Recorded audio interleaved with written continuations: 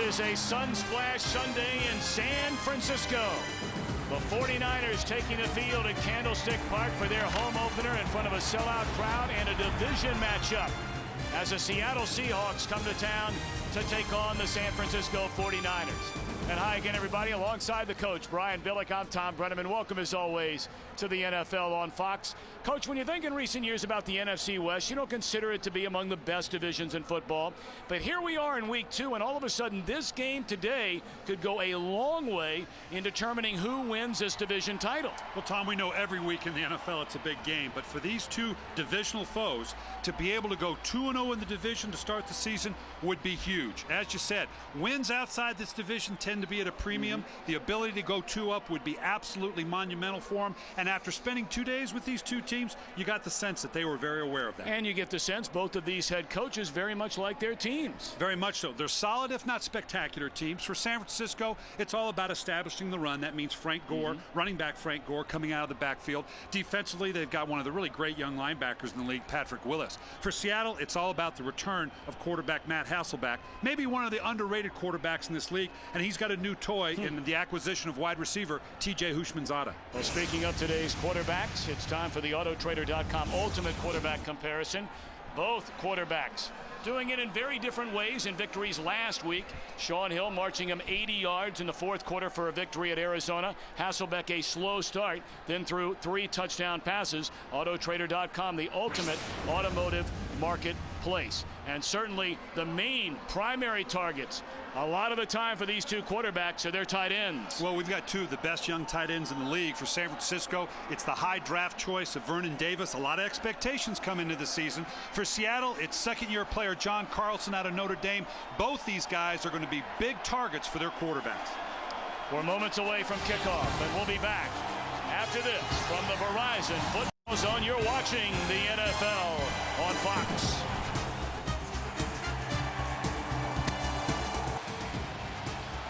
Welcome back to Candlestick Park in San Francisco. Hope renewed under the leadership of Mike Singletary. He took over as head coach midway through last season. Went 5-4, but they won 5 of their final 7. In his first year as head coach in Seattle, replacing Mike Holmgren as Jim Mora. His second go-round as a head coach in 2004 led Atlanta to its second ever NFC Championship game. And like we talked about in the open, Tom, didn't you get a sense from both teams that they both fully understood the importance of this game? A divisional win in a division that typically you can win at 9-7, as did the Arizona Cardinals last year. Both very happy about their opening season wins. They know it's on today. Seattle won the toss, elected to receive. Joe Nedney spins it away. This is Josh Wilson from the 8-yard line. And run out of bounds at the 21.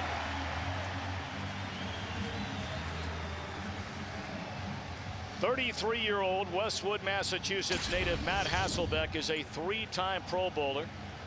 59 wins, second only to Dave Craig in franchise history.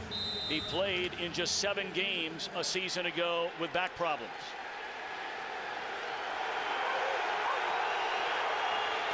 This is Julius Jones, who carried for over 100 yards in the opening game win against the Rams last weekend. And take a look at the rest of the starting lineups. And again, they continue to juggle their offensive line, minus the 9-time Pro Bowler Walter Jones. But they have confidence in this offensive line, and they would love to get their running game cranked up like they did last week. Julius Jones over 100 yards rushing last week against St. Louis.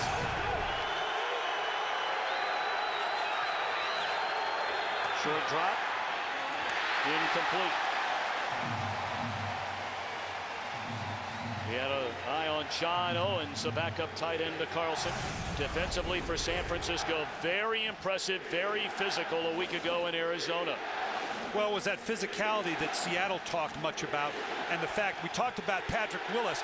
Manny Lawson is someone that needs now to step up. They've narrowed his focus, get to the passer. They're going to need that kind of pressure against Matt Hasselbeck. 3rd and 7.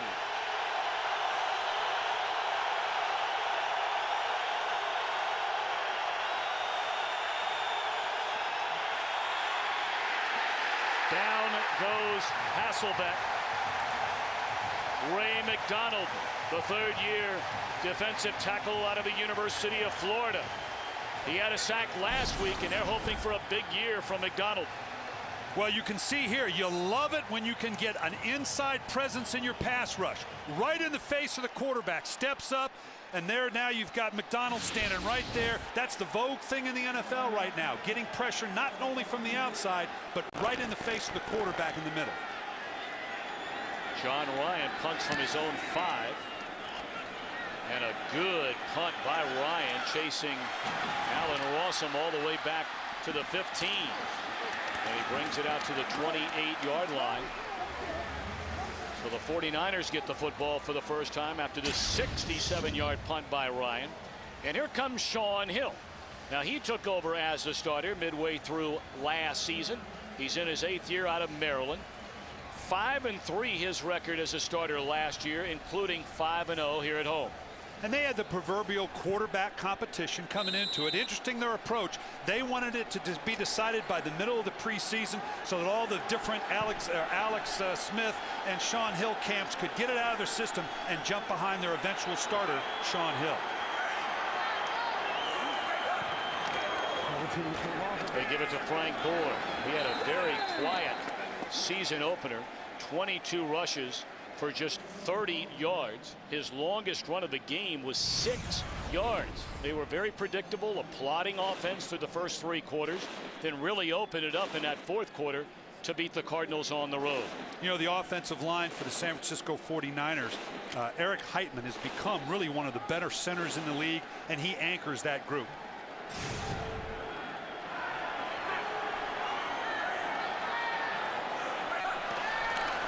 Short drop by Hill. That's Vernon Davis. Cuts it back to the inside. Still on his feet. Out to the 44. A gain of 17 on the catch by Vernon Davis. Well, this is what they want to do with Vernon Davis, the fastest player on the San Francisco 49er roster. Highly efficient, quick throw to Vernon Davis, and then let him use that sheer raw athleticism and the speed. Those are the kind of throws that offensive coordinator Jimmy Ray would love to get to this young man.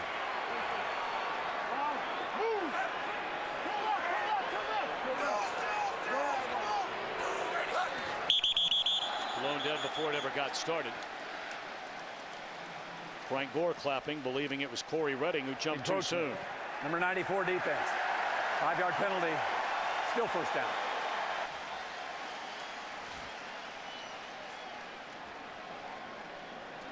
There was some debate about the availability of Lopa Tatupu, who left the game last week against St. Louis with a hamstring injury.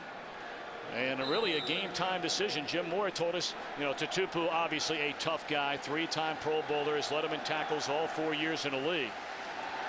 And he didn't need a lot of practice time all week for Jim Moore to still be comfortable with him starting.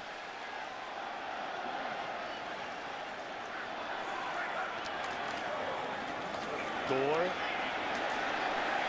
right up the gut into Seattle territory to the 47. Appears to be about a yard shy of the first down, tripped up by Red Bryant.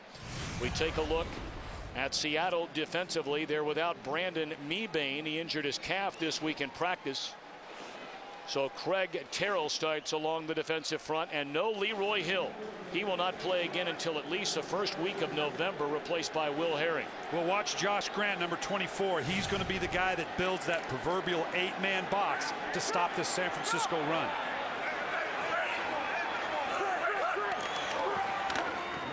Gore for a first down to the 42.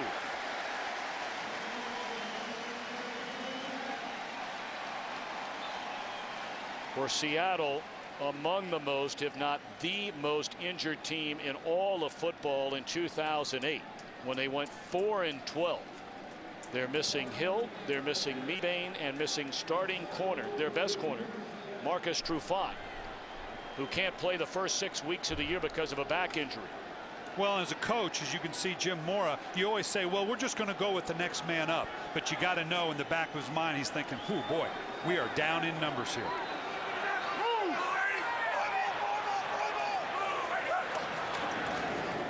A rare first down pass for Hill, looking for Isaac Bruce.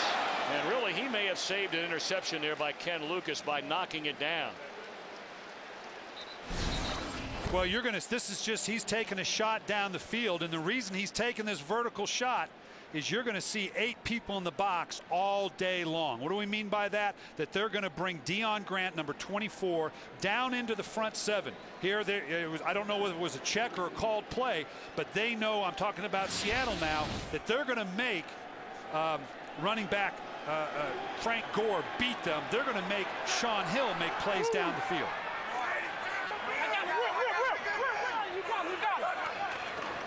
They pitch it to Gore.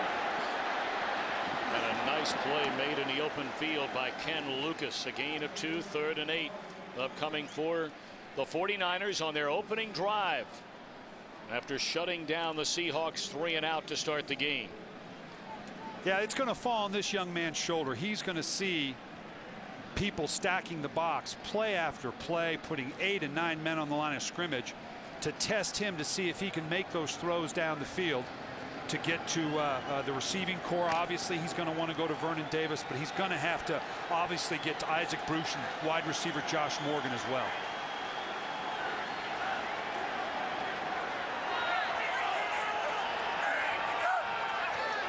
Glenn Coffey is checked into the game for the first time. Caught by Davis all the way to the 25 and a first down. They still can't bring him down.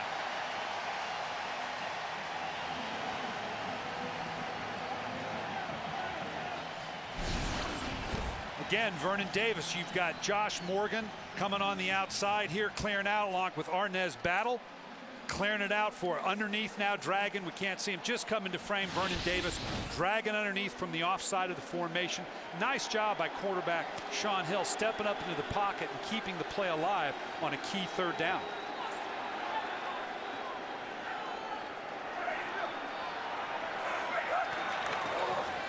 Gore. Better running room this time, and he slips his way inside the 20 down to the 19. Got a big block from Joe Staley, a gain of 6.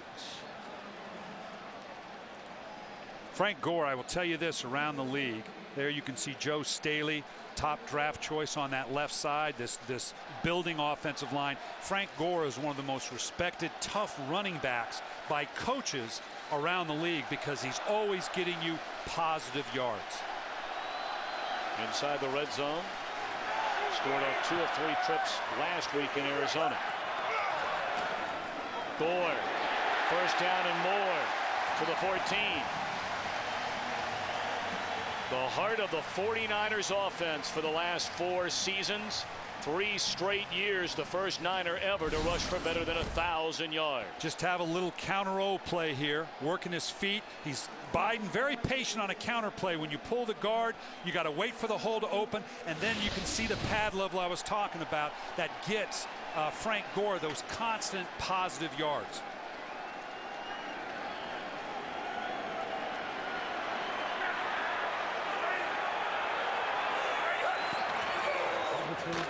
This time they give it to Coffey, the rookie out of Alabama, and he loses a yard.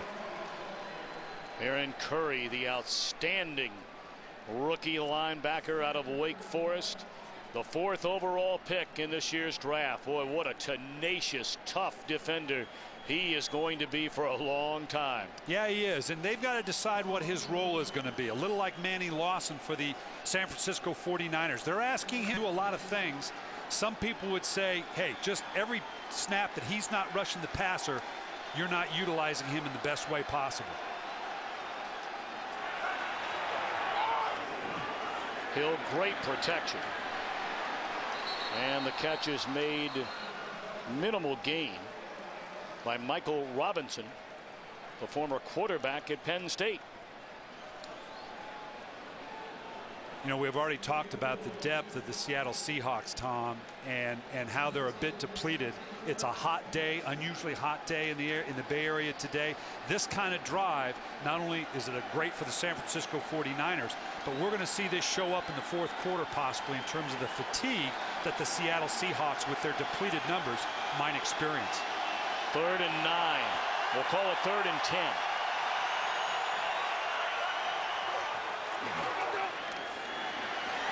And Hill was sacked back at the 19 by Patrick Kearney. 2 years ago, he led the NFC in sacks, and then last year had 5 of them in the first 7 games before getting hurt. Here's Sean Hill again. Offensive coordinator Jimmy Ray said he loves the way that Sean Hill is crafty, can make things happen. Here he drifts to the right. You can see him running right into the tackle. If he'd have climbed the pocket, moved up within the body of the pocket, he might have been able to buy some more time to make the throw. 37-yard field goal try for Joe Nedney. Good snap, good hold, and the San Jose, California native bangs it through. A very good start in this key NFC West matchup.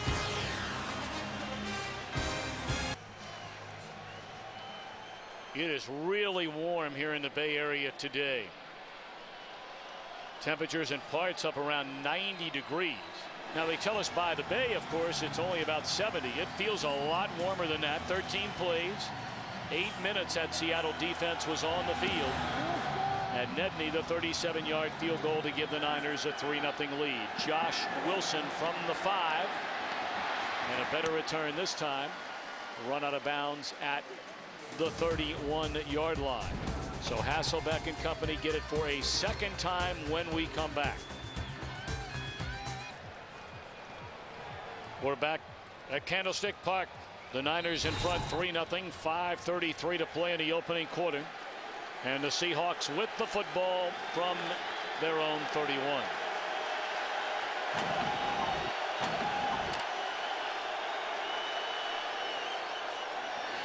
Nate Burleson, healthy again and hoping for a big year, is out to the 37-yard line. That'll be a gain of close to 6. You know, obviously Seattle wants to take the ball down and score. That's one of those stupid, obvious statements we make.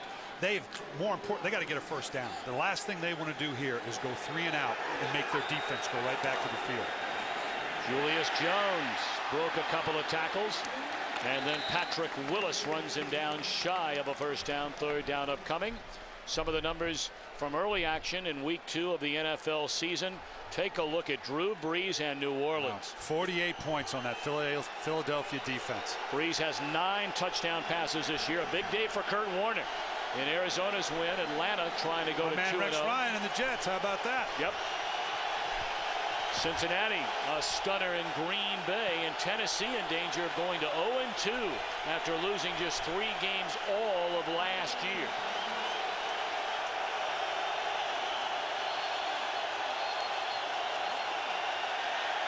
Seattle has to spend a timeout. It looked like T.J. Houshmandzadeh was trying to tie his shoe and wasn't going to be ready for the snap. 3rd and 2. Seneca Wallace lines up out of the shotgun at quarterback and then hands it off, and they cash in on the first down on the carry by Justin Forsett. Where Seattle got off to a miserable start in the opening quarter last week. Of Matt Hasselbeck's first 9 throws, 2 were intercepted. He had 3 turnovers all told in the opening quarter and then got it rolling. Batted in the air and nearly intercepted. That's the second time a short pass has gone right through the midst of John Owens. But both those passes were high, and you hate that as a coach, because when a ball is thrown high, that's exactly what happens. It gets bounced up into the air, and that's when you all of a sudden see the other colored jersey comes up with the ball.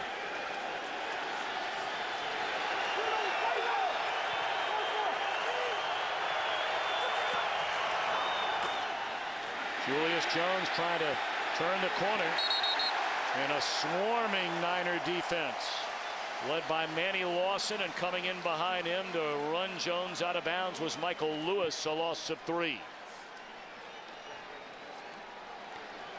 Well, if you've been out and about, some of the big headlines from earlier today in the National Football League. Look at Matt Schaub. Chris Johnson nearly 200 yards rushing, 16 carries. And Andre Johnson, what an outstanding wide receiver he is.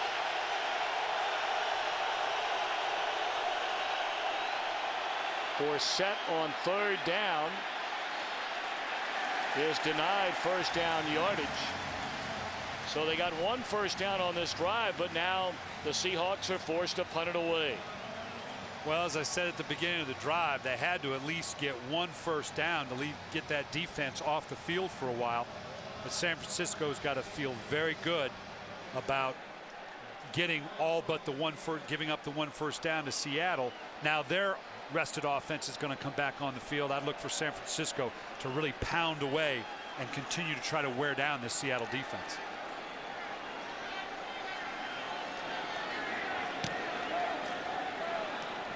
Lawson comes up to get it, and lots of room in front of him, and then runs into his own man and runs the wrong way. That looked like it had a chance to be a big return. But starting at the 20 is Sean Hill with a 3-0 lead. A very good start in the head coaching career of the man you hired coming back into the coaching ranks as a linebackers coach with the Baltimore Ravens. Mike Singletary has won 6 of his first 10, and the 2 head coaches prior to him not that good. Well, you're talking about an organization rich in tradition, yet not having won a season in 6 years. He does have to change the culture here in the San Francisco 49ers.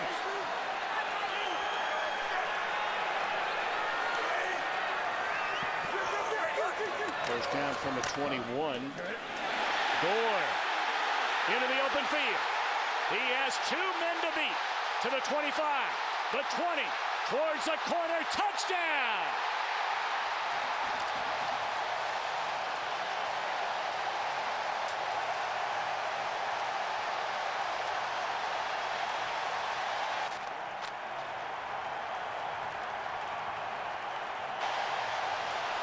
"79-yard touchdown run for Gore, a career best."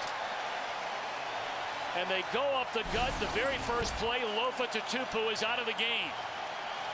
Well, they had as many people down in that defensive front as you could get, and to have Frank Gore crank one off like this when you have 8 and 9 guys stacked up specifically to stop the run, this is huge for the San Francisco 49ers. We wondered about Tatupu's availability. He played on the first defensive series. But the first play that he's out of the game, Gore 79 yards to the end zone. Last week in week 1, 22 carries for 30 yards for Frank Gore.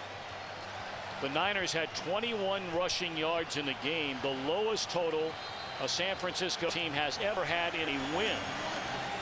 And here they are today, and already 101 rushing yards, and we're not even through a quarter. Wilson from the 2. Well, the 49ers are all over the field. Tom, this is what I'm talking about. You can see here, and you hear the term all the time, 8 guys in the box. You can't see outside right now. Deion Grant just standing there. There are 8 guys packed in here because, as we said, they're going to make Sean Hill beat them. And when you shove 8 guys into the perimeter of the defense there, and still Frank Gore cranks off a 79-yard touchdown, that devastates you as a defense. They hand it to Edgerrin James, his first carry of the afternoon. They got 1 carry last week.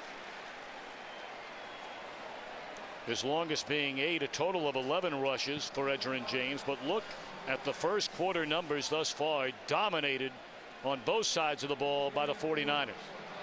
Well, there's not a team in America wouldn't want those numbers. Obviously, establishing the run, the physicality that it dictates. Seattle can't get too far away from their balance, even though they're down 10-0.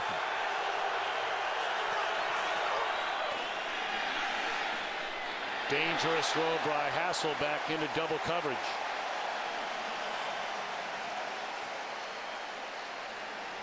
Third and 6.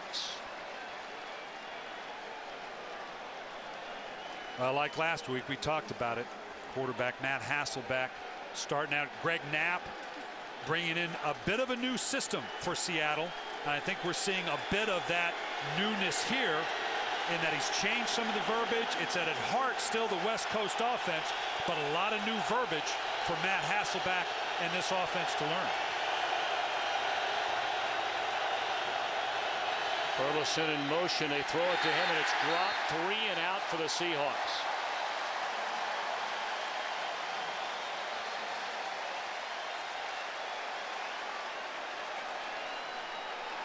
I don't know how you couldn't come away anything but very impressed with the San Francisco defense last week against Arizona, the reigning NFC champions. They just shut that offense down all day.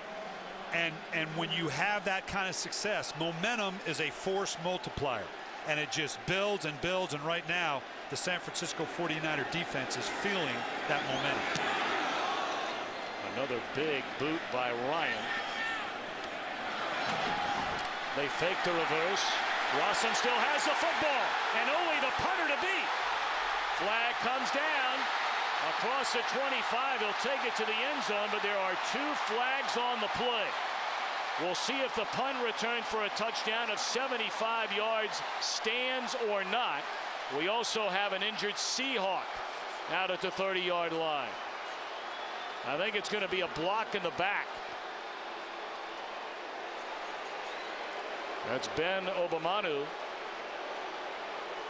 a wide receiver for the Seahawks, who's down at the 30.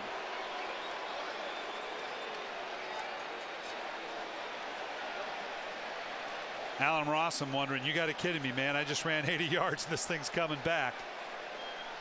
Ben Levy giving us the call here. Okay. During the return, illegal block in the back. Number 29 receiving team. Personal foul, number 22 of the receiving team. That penalty is declined. The illegal block in the back will be enforced from the spot of the foul. First down. And that was the man, Nate Clements, whom they faked the reverse on, number 22, after Rossum caught the ball. You can see here it's going to come in, and we just went past it right there. That little bit of shove. I'm not sure that we needed the shove. Normally you'd coach a player in that position to just use your body. Couldn't see the other one, but that first one, you coach the player to basically almost put your hands up in the air, and like a pick in basketball, just use your body presence. It was that last little shove, the extension of the arms, that I think they got him for. Good to see. It appears Obamanu is okay. Jim Mora told us yesterday, with all the injuries to the defense and forcing some of his key special teams players to now be taken off some of the coverage units to play regularly on defense, and clearly they were short there even with an illegal block. Here you can see that second shot that we didn't see earlier coming in from the side right there. Guy kind of ear holes him. I'm not sure that wasn't just a shock to the system. It's good to see he's okay. I don't know that anything's hurt but his pride.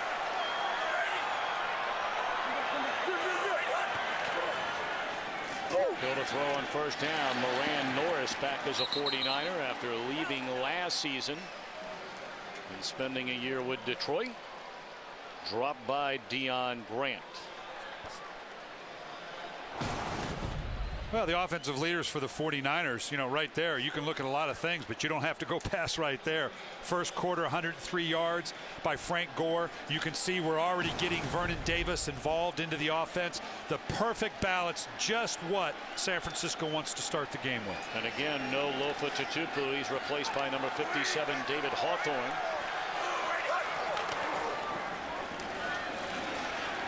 Played nicely that time by Corey Redding, coming off the end to make the tackle. Third down and 9 for the 49ers.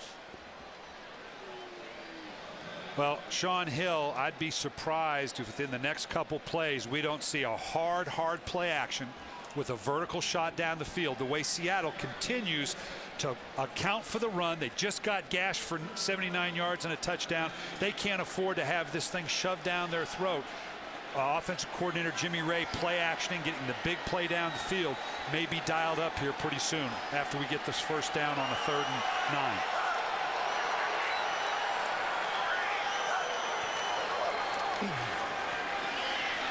Hill will be tackled after a gain of a yard by Craig Terrell. So that will be the final play of the opening quarter, a quarter dominated by the San Francisco 49ers, leading Seattle 10-0. Fox NFL Sunday continues after these messages. Set to begin the second quarter in San Francisco. The Niners in this NFC Flash NFC West clash with a 10-0 lead. Andy Lee punts for the first time today. Forsett from the 31. Excellent special teams play by the 49ers. Glenn Coffey down there on the tackle. Back with the coach, Brian Billick in San Francisco. Okay, 10-0 49ers. Let's go back to your offensive coordinator days. If you're Seattle right now, what are you thinking offensively? Well, you can't panic. You can't wad up the game plan, put it in your back pocket yet. You've got to stay with what you thought was going to be good coming in. Right now, San Francisco's just playing at a different pace. On first down, Hasselbeck sets up the screen and read beautifully by the 49ers defensively.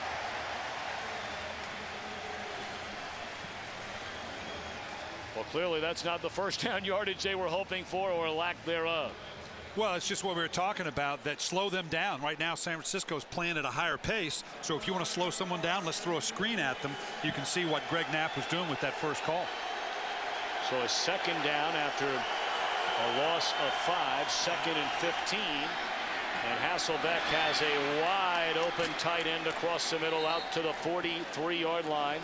First catch today by John Carlson, who led the team in receptions, receiving yards, and touchdowns last year.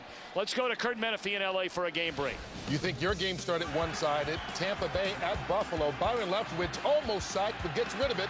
Maybe he shouldn't have. Dante Whitner takes it 76 yards after one quarter at 17-0. Now they're starting the second quarter there in Buffalo. Tom? Number 89, offense. 5-yard penalty. First down. After the first down catch by Carlson, he's whistled for the infraction.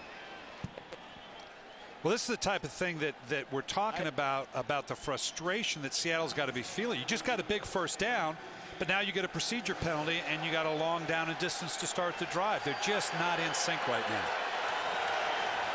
Well, 1st and 15, Jones. Close to the 40-yard line. A gain of 2. Well, offensive coordinator Greg Knapp is scratching his head right now. Right now, he doesn't feel like he's in any kind of rhythm. I don't know where he is on his proverbial opening 25 plays, but he's got to feel disjointed right now because his team looks and feels disjointed. 4 receivers set on 2nd and 13. And this is T.J. Hushmanzada, very close to a first down, needed to get to the 48-yard line. He's a yard short. Now Greg Knapp spread them out. Now if he can get a first down here, he's got one first down. He's kind of overcome a long 1st and 15 because the penalty converts on this very short 3rd and 1. Maybe that's the rhythm they're looking for.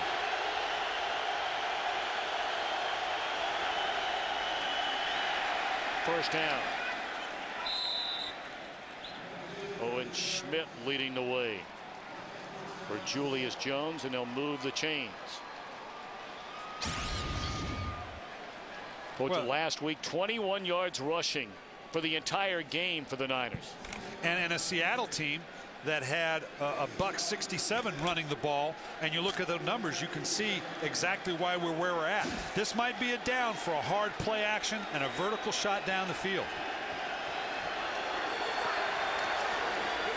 Play action, vertical shot down the field. And a juggling catch made by Hushmanzada. You used to call plays for a living, didn't you? Well, not enough of those, obviously. That's why I'm doing the games up here. But you can tell now here it's just a matter of a hard play fake. You know you've got a good first down. Defense is typically going to stop the run on first down. These balls are going a little high by Mike Hasselbeck. I don't know what the issue is. He knows he's healthy coming off the back injury, but his balls seem to be a little high. Twice to the tight end, even that one. T.J. Hushmanzada, great job pulling it down.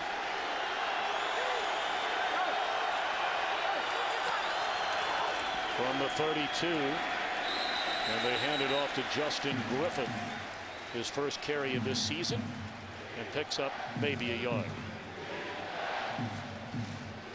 Seattle finally getting into a tempo. We heard the San Francisco coaches talk about the challenge for them is to keep up with the tempo of the Seattle offense.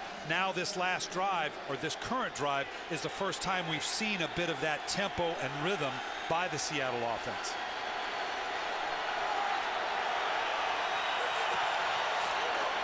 Julius Jones on the delay and spins his way inside the 20 down to the 19.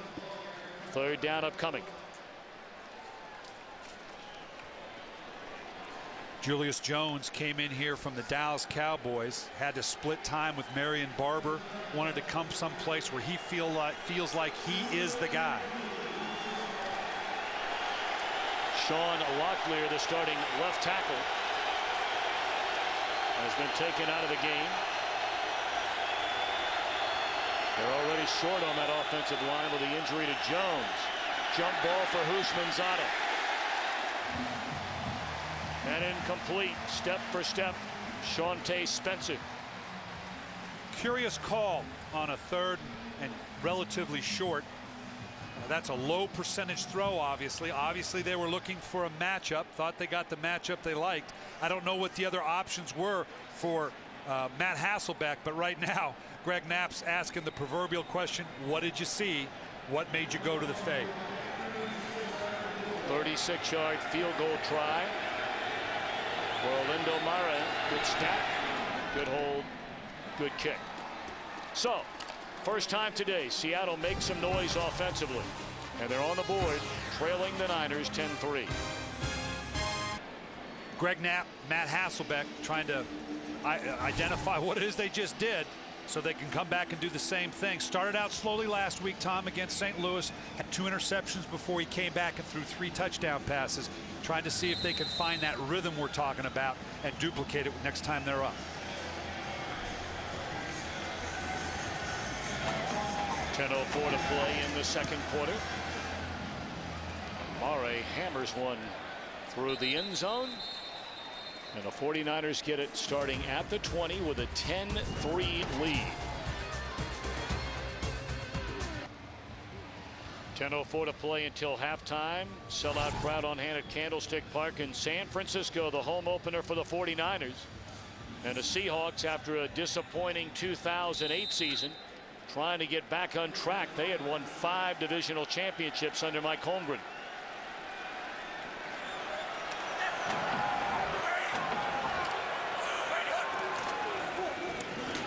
They pitch it to Gore. And a close to the first down. We'll call it a gain of 9. Tackle made by Darryl Tapp. Take a look to next week. The NFL on Fox. Some great early games. 49ers will be in Minnesota, an intriguing matchup, and Atlanta in New England. Game 2 of our doubleheader. The Bears and the Seahawks for the Saints and the Bills. Coverage begins with a built Ford tough Fox NFL Sunday pregame show beginning noon Eastern, 9 Pacific.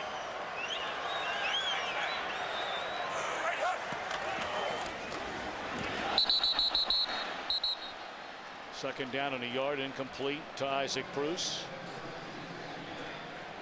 I'm a little surprised with that call because I would think right now San Francisco would like to recapture that emotional dominance they had prior to the Seattle drive. Had a nice 9-yard gain. I would have expected, and if they can get a first down here, for San Francisco to try to reestablish that physical pace to wear this Seattle defense down. A great start for Gore. 113 rushing yards. He's carried for over 1,000 yards in 3 straight seasons. And out of the eye. They pitch it. Same play they ran a moment ago. And another big gain. This one close to 12 and a first down.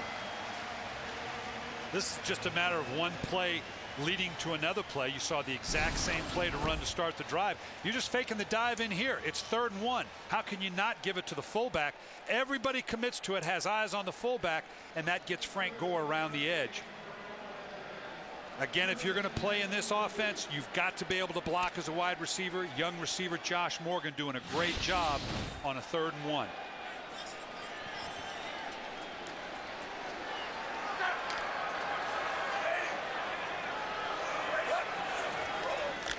First down throw. Glenn Coffey out of the backfield and appears to have enough for another first down. It is. Sean Hill, coordinator Jimmy Ray talked about how crafty. He used that word about Sean Hill, how crafty he was. Watch the throw here. Not a classic delivery, kind of a three-quarter armed delivery. Jimmy Ray talked about the thing he liked about Sean Hill is that he could get the ball out in a number of different ways in a number of different positions, no matter what his body position. You saw one there. Another first down throw, and this time sacked back to the 45 is Hill. Wrapped up by Lawrence Jackson in his second year out of SC. He had a sack in the win against St. Louis last week. Well, anytime a team crosses the 50-yard line, like San Francisco had just done, you think in terms of here comes the vertical. Gus Bradley obviously dialing up a defense that says, I know you're pounding it at me, but I think you're going to take a vertical shot here, so I'm going to get in a passive defense, and quarterback Sean Hill had no place to go.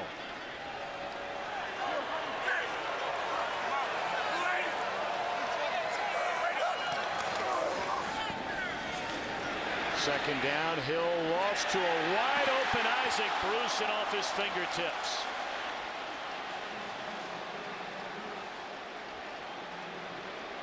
That's one of those quarterbacks, Sean Hill. He's not gonna say anything to Isaac Bruce. But that's one of those. What else can I do? Perfectly thrown ball, cleaned out the underneath route, swabbed it out by the right side. Isaac Bruce isn't going to drop too many of those balls. Do you come back as a coordinator and run that exact same play again, third and long? You might flip it on the other side. You don't want the same corners to see the same route read, but flip it around and run it against the corner and the safety on the other side. Well, let's see what they do here, third and 17.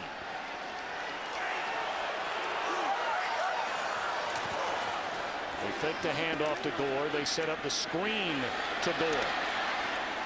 What a hardy collision close to the 45-yard line, but the punting unit out on the field for the Niners. The sack by Lawrence Jackson stalls a good start to that drive.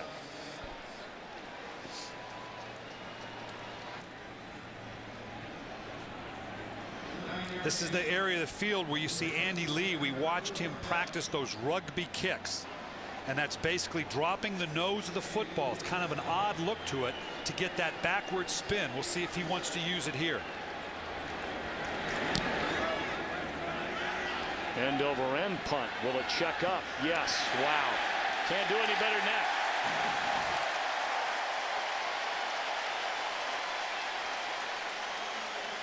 Down to the 4-yard line.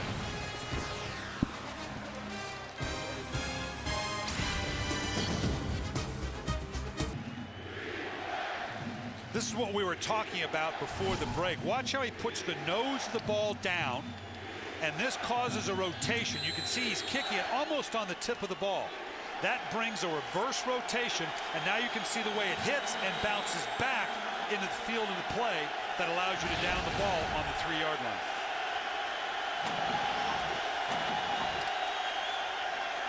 Julius Jones back to the line of scrimmage on first down. Wrapped up by Justin Smith. Now Smith lined up against a new left tackle. Brandon Fry, in his third year out of Virginia Tech, replaces Sean Locklear, who left with an injured ankle. And of course, Locklear has moved over to the left side, replacing the injured Walter Jones.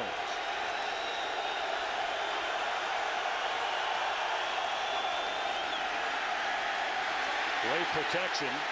Now Hasselbeck flushed out of the pocket and is run out of bounds at the 6-yard line. So 3rd and 8 upcoming in the shadow of their own end zone. And when you're inside your own 10-yard line and you don't convert a first down, the percentages of the team coming back and scoring are very, very high. San Francisco 49er fans very aware of that right now.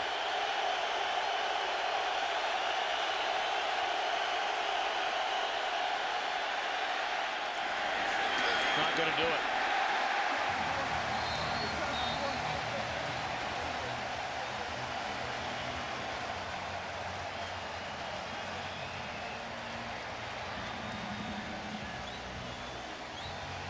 That young man right there is one of the Patrick Willis, one of the best young linebackers. Reminds a lot of people of another 52, Ray Lewis, including Mike Singletary, his head coach, who coached Ray Lewis for me in Baltimore. Does he remind you of Ray Lewis? Yes, he does. He's got that quick transition from seeing, recognizing, and then pulling the trick in the play.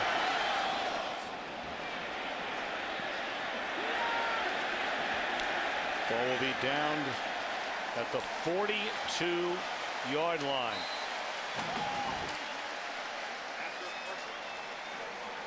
Of course, during the week, Brian, you have a show on foxsports.com where you talk football with various coaches around the league. And we asked Mike Singletary about a timeout he took last week in the third quarter of the Arizona game.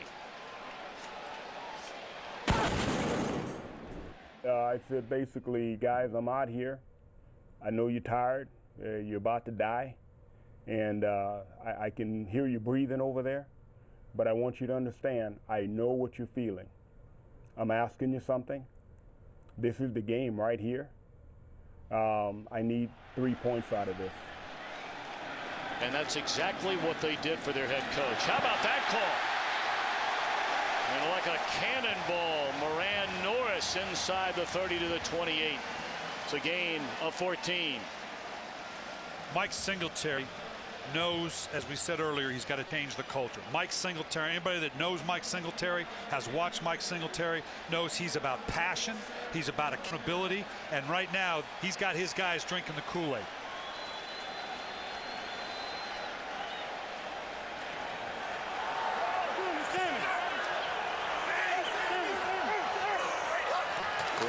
Leading 10-3.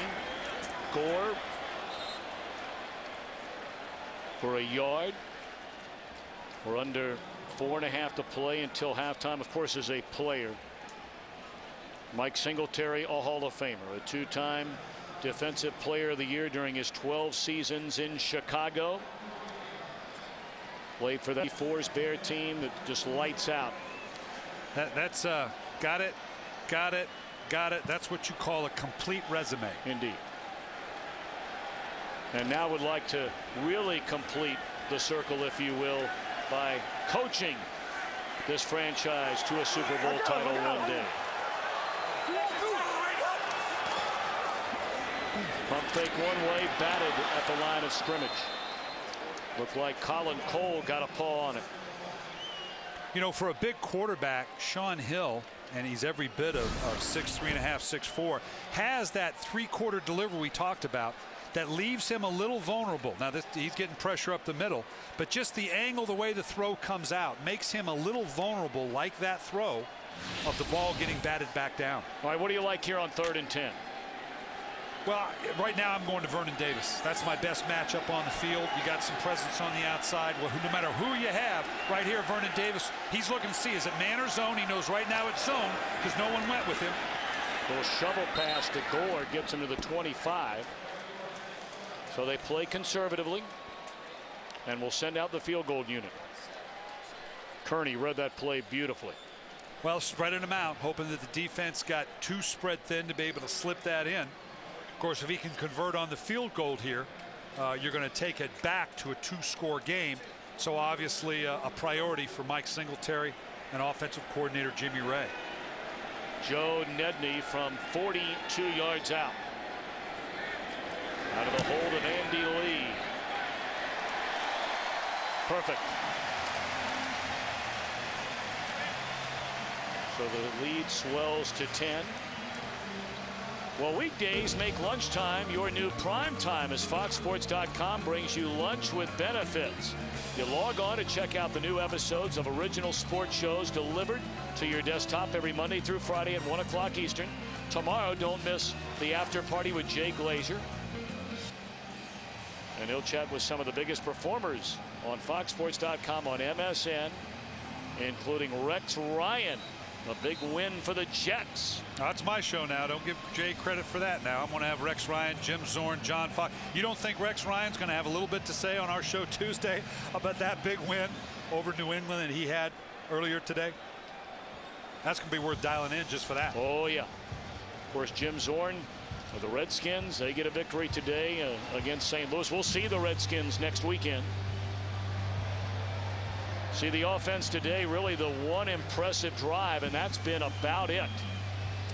Yeah, that's something that's going to have to be addressed. Obviously, right now they had a little something going, but now Greg Knapp trying to talk to these guys. You know, we got to get that rhythm. We had a drive, but now San Francisco has responded emotionally. Now we've got to see if Seattle can respond emotionally. Right now, the way they're looking, the look in their eye, I'm going to wonder a little bit as a coach. It's all going San Francisco's way right now.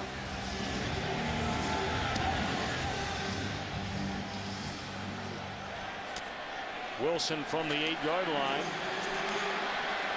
And a pretty good return out to the 30. So plenty of time for Matt Hasselbeck. 2:51 to play, and the Seahawks have 2 timeouts remaining. See, Hasselbeck has hit on 5 of 11. The running game very quiet against this stout 49er defense. Bushman-Zada a pair of catches. And that mostly on the one catch, that 34 yards. So you can tell by those numbers, there's just not a lot happening for Seattle right now.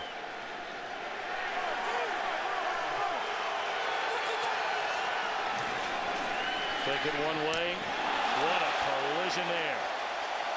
Dre Bly, who's playing in a nickel role after 10 outstanding seasons as a starter. Well, Dre Bly sees exactly what's happening. Quarterback comes out of it a little blind, doesn't have time to really recognize what he sees, and kind of leaves his receiver a little bit vulnerable there to a light-up shot by Dre Bly. Bly went to a pair of Pro Bowls in his heyday with St. Louis.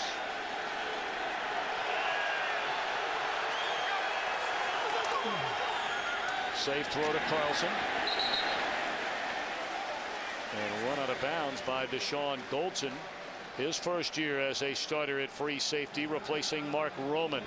Now, you don't like that as a coach, because with 2:43, the ball out of bounds, you just save some time if you don't convert here on 3rd down for the 49er drive that will ensue.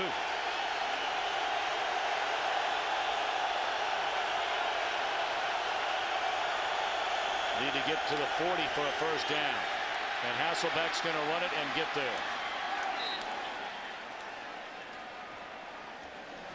Out to the 43, 2:15 and counting. Looks like they're going to take this down to the 2-minute warning. Yeah, I don't know they're going to get a shot out here. They'd like to. They'd have liked to have gotten one more play. Greg Knapp saying, hurry, hurry, hurry.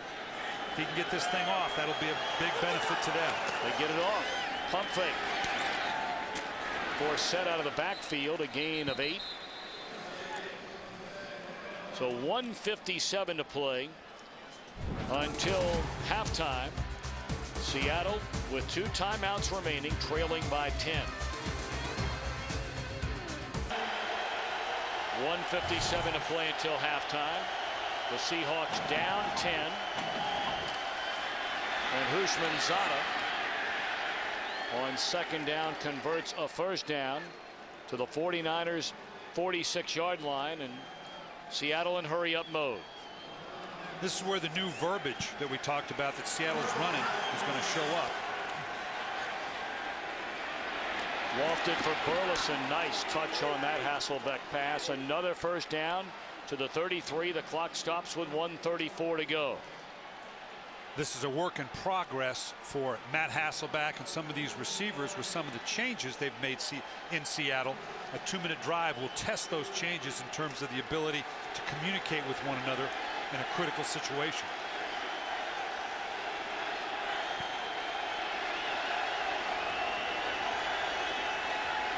Blitz coming. And Hasselbeck steps into the throw. The catch is made by Dion Butler, his 2nd career reception. And another Seattle first down, a gain of 15. 1:20 to go. Matt Hasselbeck's loving this. This is right in his wheelhouse. Taking control of the offense, getting the calls out. Quick little sugar huddle to get a good solid call back at the line of scrimmage. Going to hand it off on first down. Forsett tiptoes his way inside the 10 and then bulls his way inside the 5. 14-yard rush for Dorsett, and timeout is called by Seattle. Well, this is the kind of call you can make when you're sitting with two timeouts in your pocket in a 2-minute situation. Anytime you can slip a run in here, just a simple strong side zone run, San Francisco's got to be thinking pass, in that obviously you're in a 2-minute drill. You can gash them with the run like this. Now you're sitting here under a minute, got a timeout left. We can see with a first down, Seattle in a situation they can run just about anything they want right now. Coming up on the Visa halftime report, Kurt, Terry, Howie, Michael, and Jimmy have all the scores and highlights from around the league, and the Fox Sports ticker has up to the second scores and stats. All right, 1 timeout left now for Seattle. Yeah, you got plenty of time to run a play here. You don't need to use that timeout. You got time to re-huddle or make another second quick call. Pump fake, slant, and broken up. No penalty flag. That's outstanding coverage by Nate Clements in his 9th year out of Ohio State. Anytime you're inside the 5-yard line, it's a compressed area. You want to leave yourself all the options, and because they have that timeout, they don't have to throw the ball here. Doesn't mean they won't, but they got more than enough time to slip in a run if the secondary looks too passive, if the defensive run, if they're stretched out. Right now they're just four across zone here. Hasselbeck rolling, you'll keep it. And he has denied the end zone down to the 1. The clock continues to run to 42, 41, and this is 3rd down, remember. Matt Hasselbeck, he's something's up. He took a shot in the back. They need to call a timeout here. He took a shot. I don't know whether he got hit in the head and is woozy, or he took a shot to that back that kept him out of most of last year, but he is not good. Patrick Willis taking a good shot at Matt Hasselbeck. Not an illegal shot. He's going down.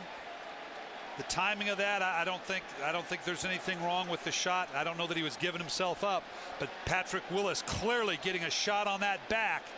Matt Hasselbeck telling us he was fine. The back is a non-issue, but with a shot like that, hopefully it's just a sore back and not a re-aggravation of the injury that kept him out last year. Well, you can see, I mean, the pain literally brought him to his knees over near the sideline.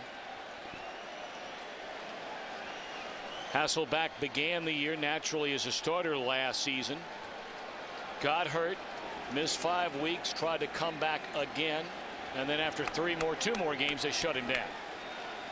Well, you hope, and it's no time to speculate, but the minute he got hit, he knew right now this does not feel right.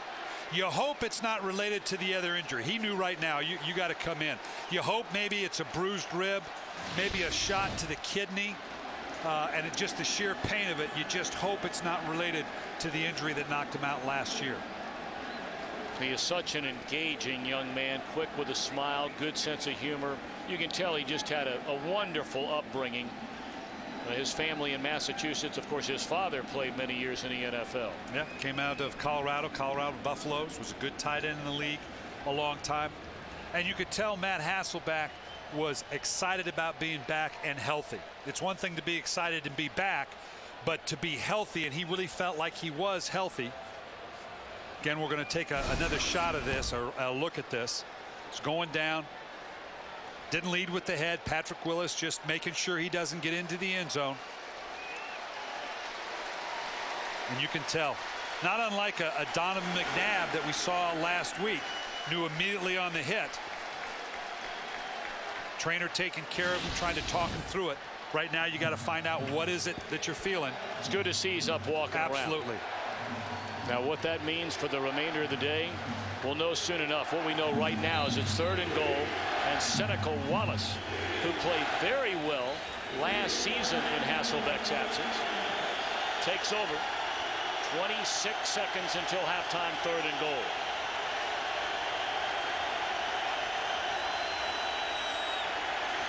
Wide open in the flat, Julius Jones, touchdown.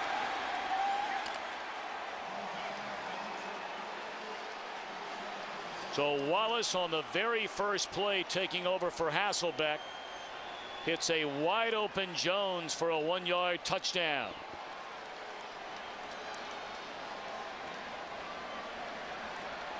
Yeah, you're conflicted right now if you're Jim Mora, because your team has responded beautifully, but your starting quarterback just walked off into the locker room early. Point after good by Mare to make it a 13-10 game.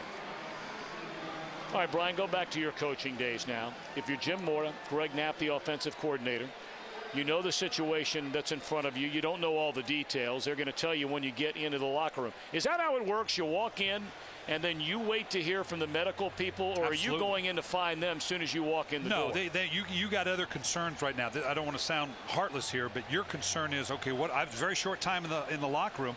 What do I got to do to get ready to come back out? They'll come tell me what Matt Hasselbeck's situation is. My quarterback right now is Seneca Wallace. What do we do? And keep in mind, this has been all San Francisco, right? This is a 3-point game. Seattle's got to feel like, you know what, guys, we've weathered the storm. All the things that we've had an 80-yard run against us, they've out-quicked us, they've out-physicaled us, and it's a 3-point game. This game can be ours.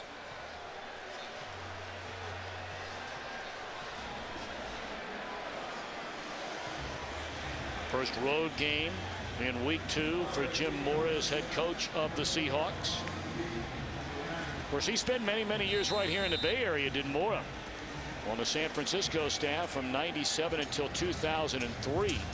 His last 4 years as a 49ers defensive coordinator. Rossum from 5 yards in his own end zone. And is tackled at the 17. Now right around the corner, October.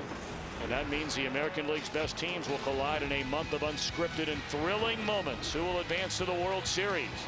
Coverage of baseball's postseason returns October 16th with the American League Championship Series followed by the World Series only on Fox. Minnesota trying to stun the Detroit Tigers, having won the first 2 games of that weekend series to draw within 2 in the American League Central. The other 3 spots appear to be set. The Yankees, Boston, and the Angels.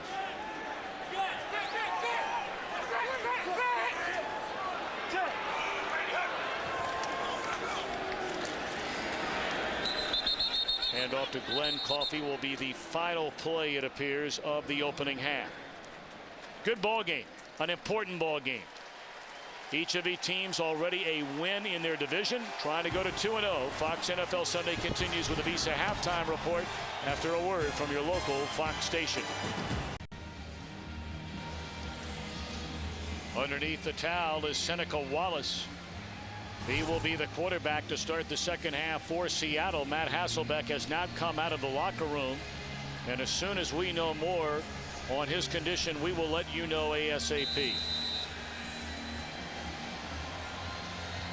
We know the 49ers get the football to begin the second half with a 13-10 lead. That one through the end zone, and the 49ers start the second half with the ball at the 20. Take a look at some of the first half numbers. Anything jump out at you, Coach Brian Billick? Well, I think the thing that's going to have to change, obviously the 49ers have run the ball very well, but you're going to continue to see Seattle build that hard run front. Over here with the, I'm not drawing very well here, but the passing yards.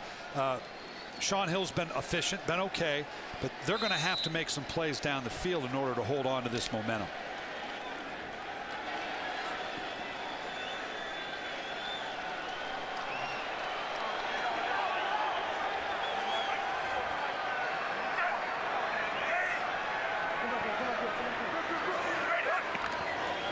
Frank Gore on first down, open field. Across the 40 to midfield. Is this another big one? A career-long 80-yard touchdown.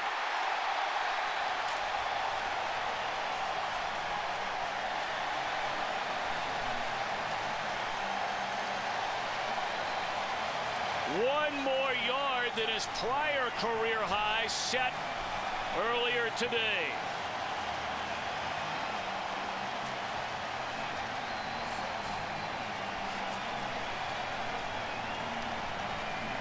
That's a way to start a second half. Well, like I said, you can either throw the ball down the field or give it to Frank Gore and let him crank off another 80-yarder.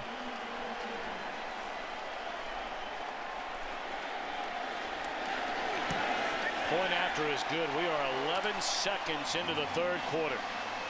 And that's roughly how long it took Gore to go 80 yards. Huge hole. Not sure he was ever touched. Second career 200-yard rushing game for Frank Gore. He has 206. His other 200-yard game against Seattle. Back in November of '06, his career high set in that game 5 yards more, 6 more than he has right now. Forsett from the 3. And is out to the 20. Seneca Wallace replaces an injured Matt Hasselbeck. He's out with a rib injury, will not return. Seneca Wallace replacing the injured Matt Hasselbeck. Played in 10 games, got 8 starts last season. Threw for 11 touchdowns and just 3 interceptions.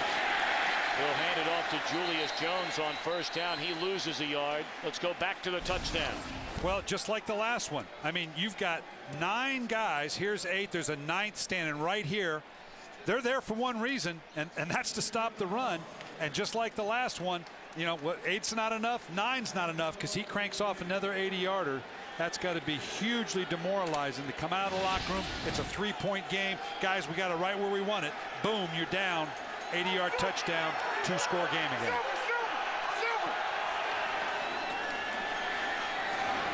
Carlson chopped down at the 24-yard line. Boy, injury's a huge factor for Seattle. They were before the game ever started. They were going to be without 3 defensive starters. And look at the guys banged up. Tutupu started the game, left in the first quarter. Locklear is out at left tackle, and now the quarterback.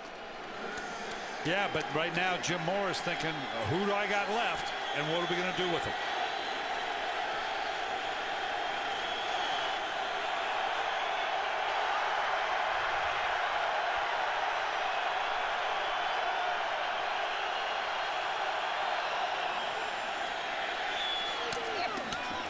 Did he catch the ball? No. Burleson got his hands on it. But a tough catch to make. And it's 3 and out for Seneca Wallace and the Seahawks. Now, you couldn't script it better for San Francisco than this. 80-yard run, 3 and out. I can see them coming back now and really trying to pound the ball against Seattle to emotionally put them out of this game.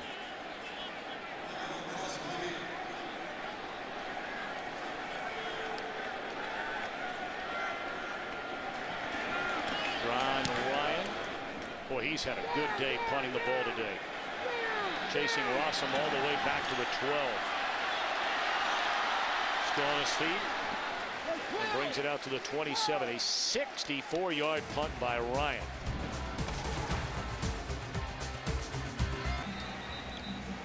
Brian Billick, you talked about Frank Gore and all the respect he has among his peers around the NFL. Has played on sub-500 teams since coming into the league. But as a second most rushing yards, second only to LaDainian Tomlinson among all backs in the NFL. First down catch made out to the 31-yard line by Isaac Bruce.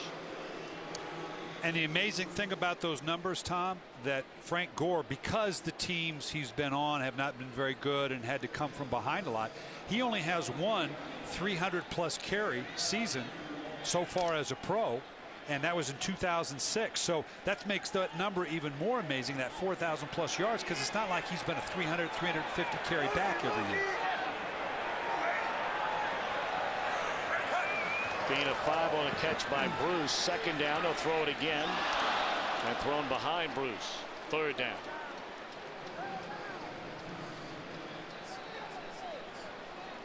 I think a lot of 49er fans had to be skeptical after rushing as a team for 21 yards last week when all was said and done, and getting a win. When Mike Singletary kept saying over and over, we're going to run the football. We just have to execute better. Clearly, they've executed better. We're in a wildcat here. You got Sean Hill out and flexed out in the receiver position. The obligatory wildcat snap.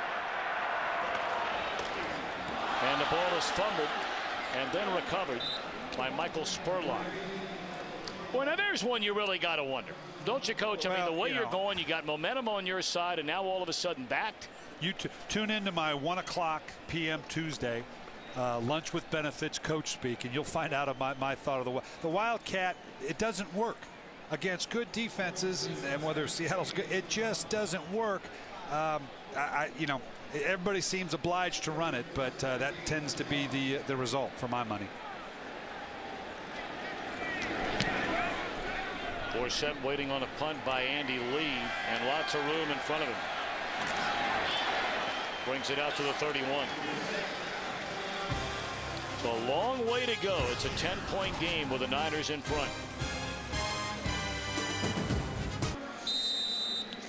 20-10. 49ers lead. A little more than 3 minutes into the second half. Seneca Wallace hands it off to Edgerrin James, and he picks up 2. A very special weekend here in San Francisco.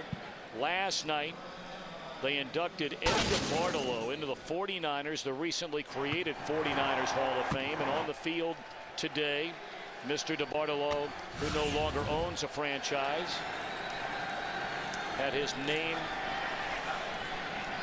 along the greats, and so many of the former greats, as that's a first down catch made by Carlson out to the 42-yard line.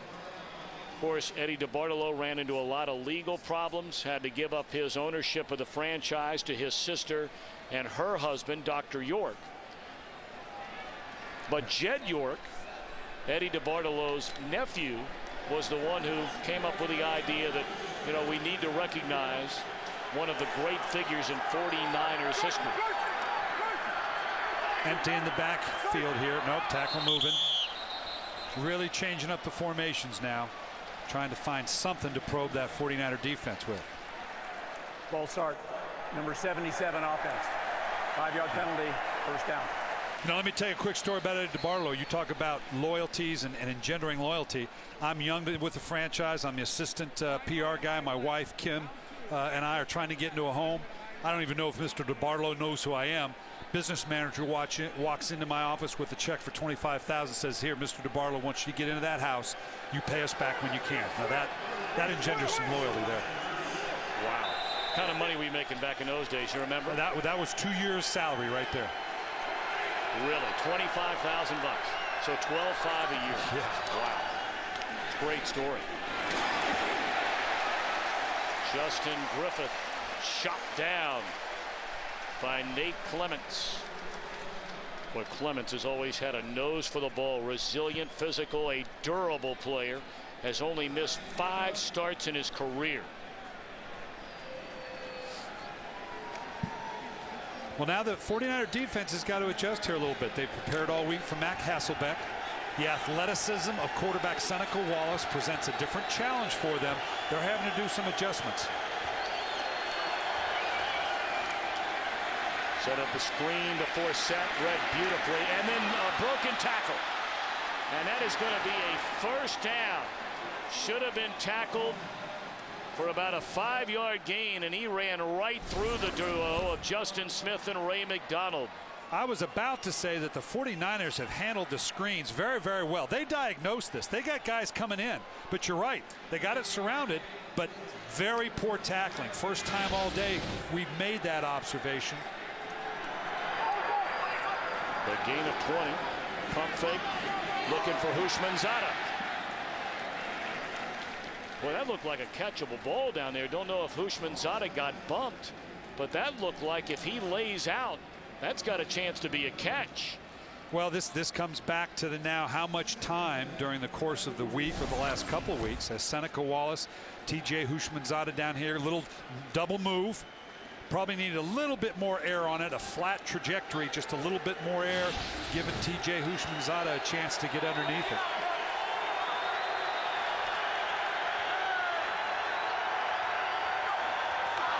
Bad snap, and Wallace overruns the ball. And then Julius Jones able to cover it up all the way back at the 37-yard line.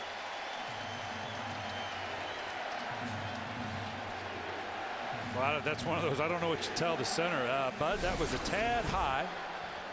And at this point, dilemma for the quarterback. This thing goes sailing over the head. Do you fall on it, minimize it, or try to pick it up? And with the athleticism of Seneca Wallace, I'll pick it up, I'll run around and make a big play. They dodged a bit of a bullet there coming up with the ball. It's an 18-yard loss. It's 3rd and 28. Probably a draw. You got it. Forsett again breaking tackles. But is dragged down at the 44-yard line. And after the poor snap along with a penalty, the Seahawks will punt.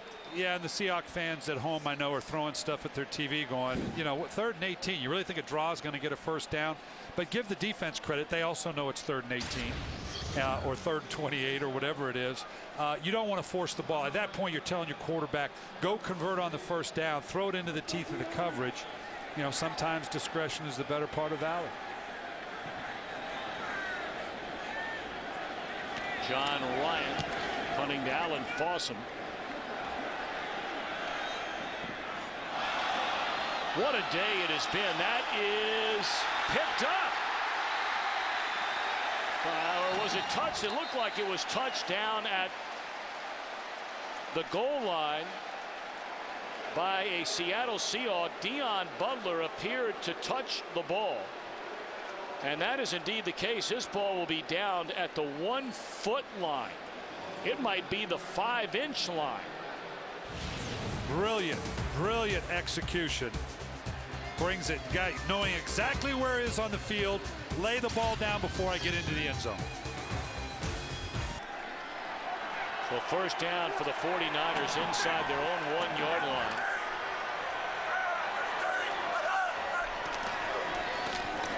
Moran Norris, the first back through, and he picks up a yard. Well, again, this is great play by Dion Butler, a rookie out of Penn State. Good coaching this young man up.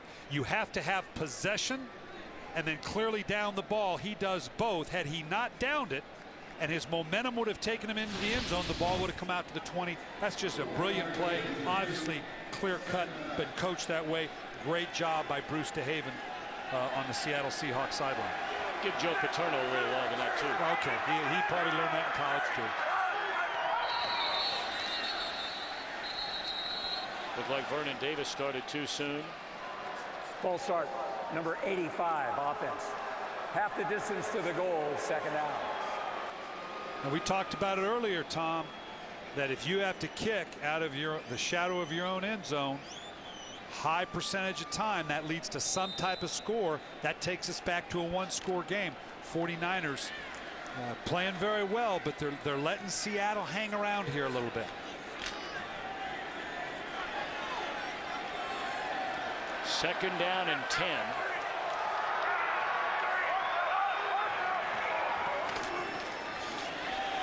Gore just did get back to the line of scrimmage. Red Bryant there to meet him. Two very conservative calls.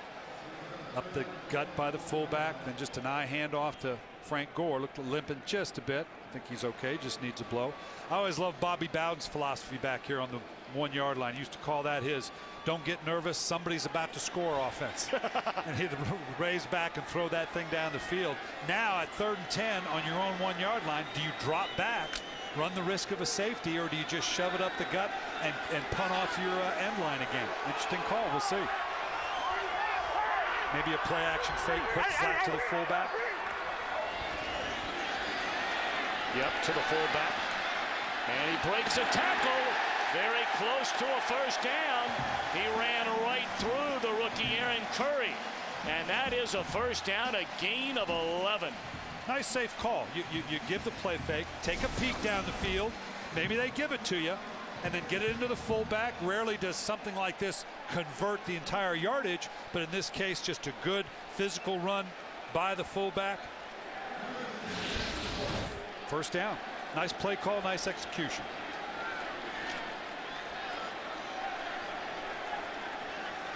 Not a lot of breathing room, but certainly a little bit.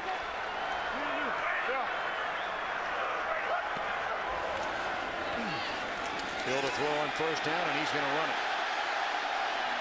They've got a lot of breathing room now. All the way out to the 30-yard line. A gain of 18 for Shaun Hill. Nice play by Shaun Hill, knowing he was seeing man defense. Got outside the pocket of the protection, and the one guy on the field not accounted for in man defense, the quarterback. So a nice gain by the 49ers. Backed up on their 1-yard line. Now they're 1st and 10 on the 29-yard line. This is a nice start. That was a long-looking field a couple plays ago. That field's looking shorter and shorter with every play.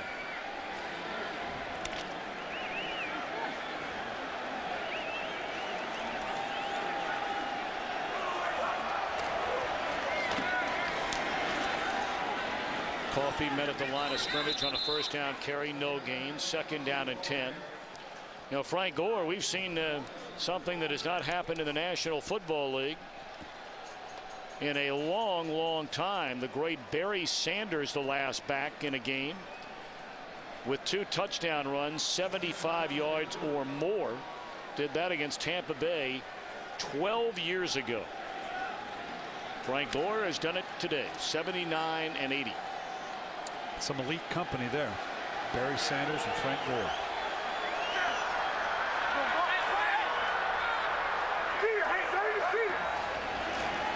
Go to throw it on 2nd down. The ball is stripped.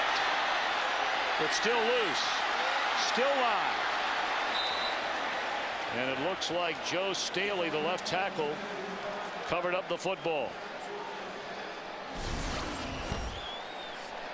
Well, it looks like pressure coming off the edge on the extreme right side. Patrick Kearney, coming off the other side. Got to have a sense of that pocket collapsing around you, keeping the ball tight to the body until you're ready for the throw. A little loose from the body. Now everybody's scrambling around. Jackson making the strip. So here comes a wildcat again. It's Michael Spurlock on 3rd and 22. And they're going to have him throw the ball. Looking down the field. And overthrows Davis. And again, I go back to asking the simple question, Brian Billick. Why? Why? If you're going to throw the ball, why not have your quarterback throw the ball? Well, and I don't know. If it's 3rd and 2, maybe obviously the run fake they come, but on 3rd and 20.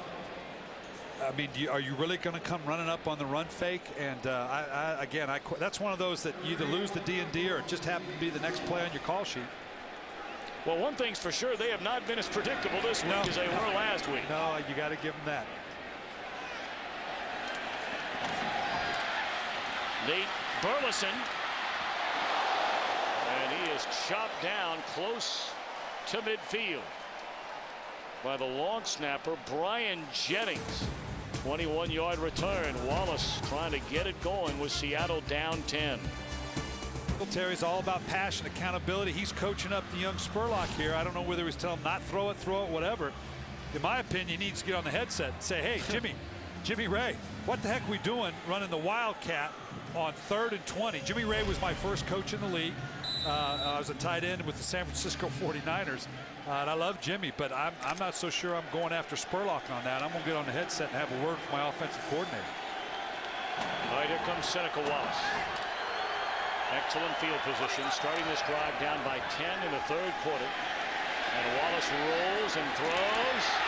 And coming in to break it up is Clements, and he will be whistled for an infraction. Well, it looked like pretty good timing on that collision between Clements and T.J. Houshmandzadeh. Yeah, he was going to have to time that up exactly. In the opinion of the official, we'll see here. Interference. Number 22 defense. First down, spot of a foul. This takes precise timing. Did he get there just as the ball did or early? Oh boy, that's a judgment call. You could slow that down frame by frame by frame and not be right about that one. From this angle coming in here, yeah, it looks like just a hair ahead. Yep. Just a hair ahead. That's a good call.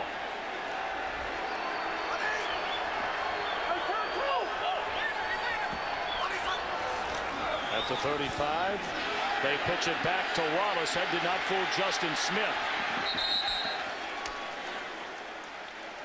All right, let's send it back to Los Angeles. Check in with Kurt Menefee for a game break. Tight end Kellen Davis of the Bears hadn't had an NFL catch in his 2 years until today, but with Desmond Clark out with an injury, he's got 4 catches and that touchdown from Jay Cutler. And Mike Singletary's Bears all tied up with Pittsburgh in the 3rd quarter. Tom and Brian. Jay Cutler trying to make amends for that his first outing, doing it against a very tough Pittsburgh Steelers defense. Draw to Julius Jones. Tries to cut it back to the inside, and meeting him on the hat is Michael Lewis. But there is a penalty flag down. This may be coming back. Holding. Number 60 offense. 10-yard penalty. Repeat, 2nd down. That's the rookie Max Unger out of Oregon. Is going to end up being the center on this football team. He's starting at guard. They wanted a little more experience in at the center position. And the fact that his size allows him to play guard, but got called for the hold there. This is a good young football player. I think he's got a chance to be one of the better centers in this league once he finds himself in his more natural position. 2nd down and 20.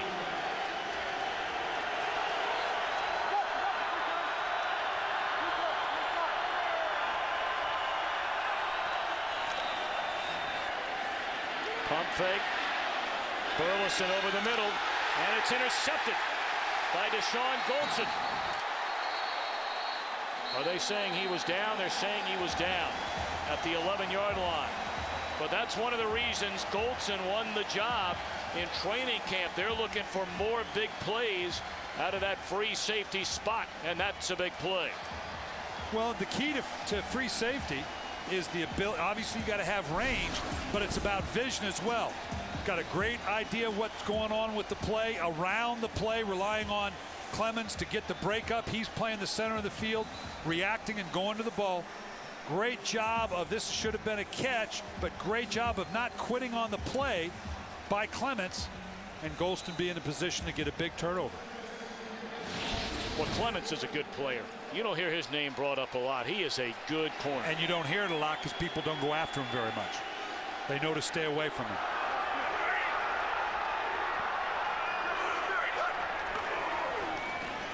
Gore plows ahead for a yard, maybe 2. You know, I keep coming back to Shaun Hill and 47 yards passing on the day. They're running the ball very, very well, but right here, this is you're going to have to take a shot at some point. We talked about Vernon Davis. Went to him early in the game, has not since. Now this covers up a whole lot of things in your game when you're running for 200+ yards by Frank Gore.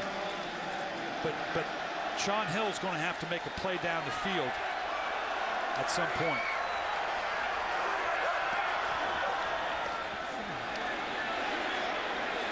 Coffey out of the backfield is wrapped up by Curry. That'll bring up 3rd down and 4 for San Francisco. The final seconds of the 3rd quarter. That will be the final play of the 3rd quarter.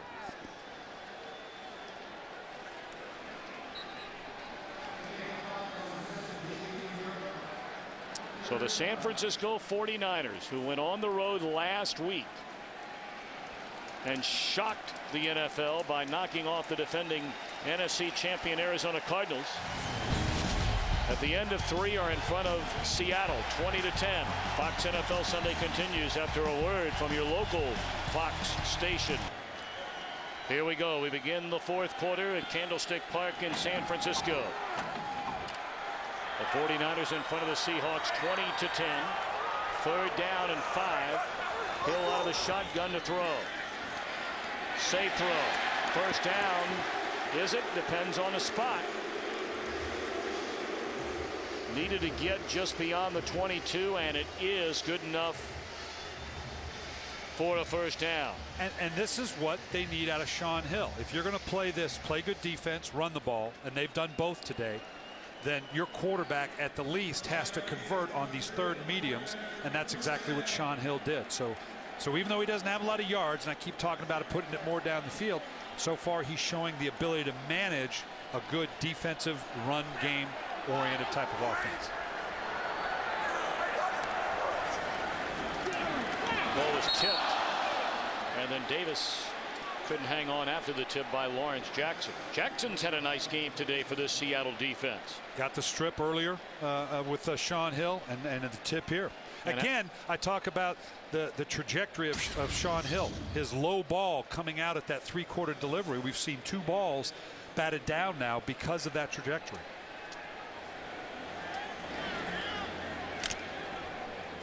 Jackson today with 2 sacks, the forced fumble, and now the tip pass. Ford back into the game for the 49ers.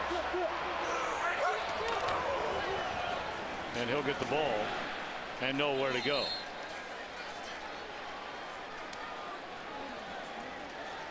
Let's check in on some of the numbers from earlier today around the NFL. Told you about New Orleans. That's now 9 touchdown passes this season in the first 2 weeks for Drew Brees. Arizona, a big win on the road in Jacksonville. Atlanta goes to 2-0. Brett Favre, very productive today in Minnesota's win. The Bengals, a shocker over Green Bay, and Oakland gets a victory in Kansas City.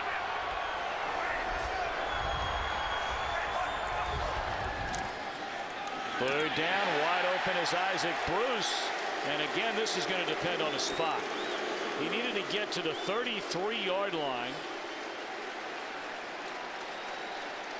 He went diving to the first down marker and got there. First down. The Reverend, they call him. He'd like to become one after his playing days are over. And what an unbelievable career it has been for Isaac Bruce. The yards second all time only to Jerry Rice. You know, because the production's fallen off just a little in the last couple of years, you tend to forget just how great a player, and particularly over the stretch of time, that Isaac Bruce is.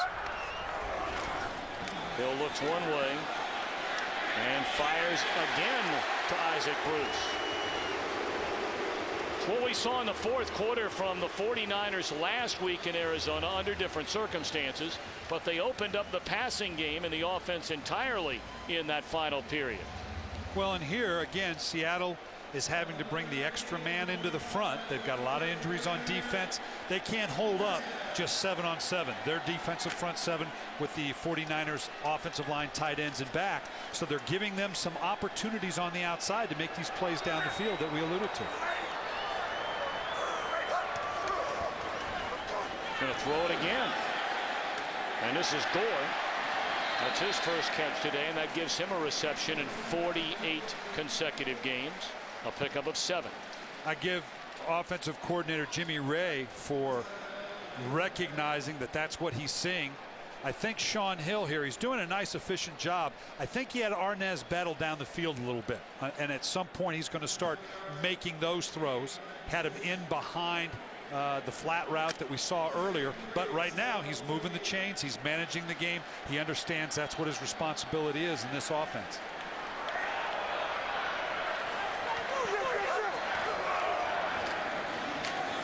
Gore close to another first down. Needed to get right on the 45. And that appears to be where the ball will be spotted. It's right there on the line. First down. I tell you can't help but be very impressed again. Even more so from this 49er team after the win last week, which, I mean, was ugly. Mike Singletary said, I thought it was a thing of beauty. We won the game is all that matters to me. Well, you can call it ugly during the week when you go back and look at the film, but you're going to love the win. Again, this is typically a place you might go vertical with it, but I still think the 49ers are going to pound away here to set the tone for this fourth quarter. Hill crossing pattern to Norris, and he's down to the 39-yard line. That's a gain of 6. We started this show, Tom, talking about how big a game this was and how both teams knew the importance of it. To be 2-0 in the division, in a division that typically struggles outside of the division, as only week 2, but to be 2-0, they both understand it. And 49ers are feeling it right now.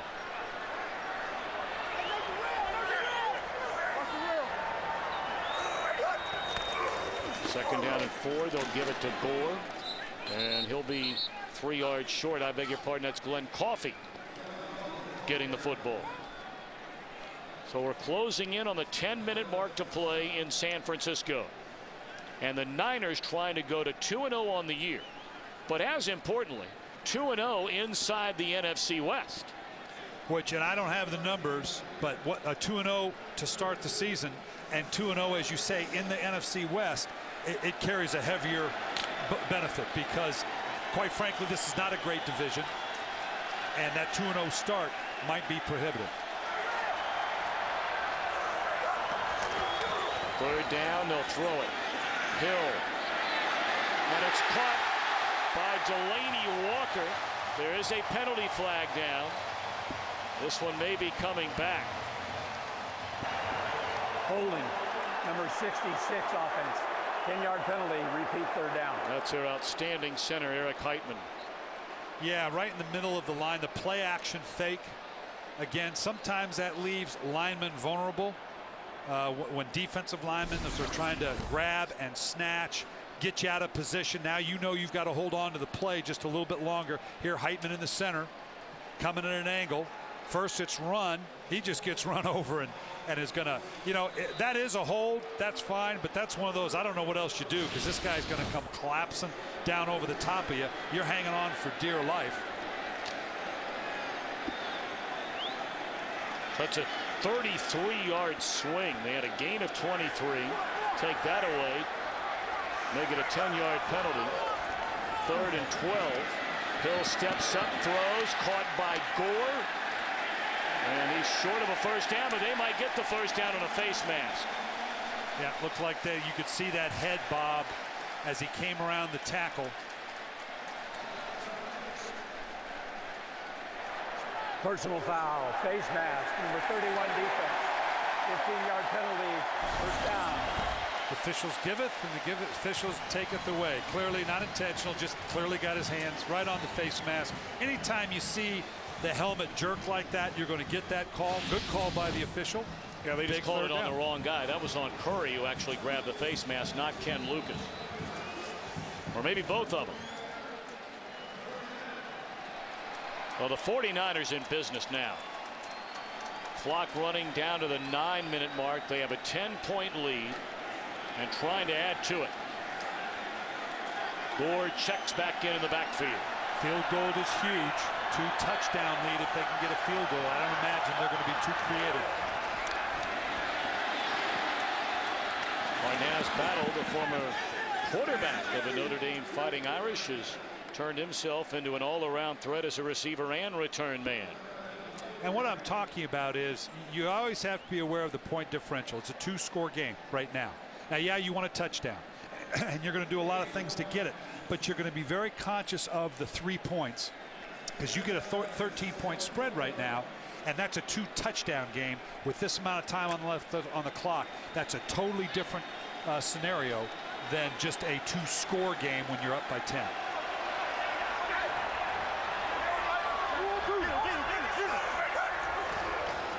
Pitch it to Gore. Flags come in as he's tackled at the 20.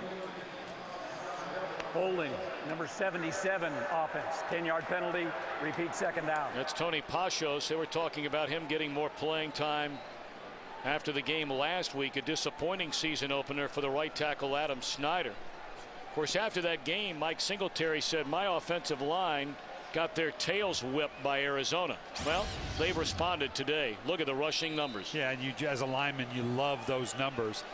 This kills you as a coach now. You're in field goal position. You're calling the game accordingly. Now you're outside of the 30. It's clearly not out of Joe Nedney's range, but you put yourself in a longer down and distance. At 2nd and 20, the priority is get back into field goal range. Gore down to the 21. So that certainly puts him back in more comfortable field goal range. Right now you'd be looking roughly at a 38-yarder. They have third down still left in this drive.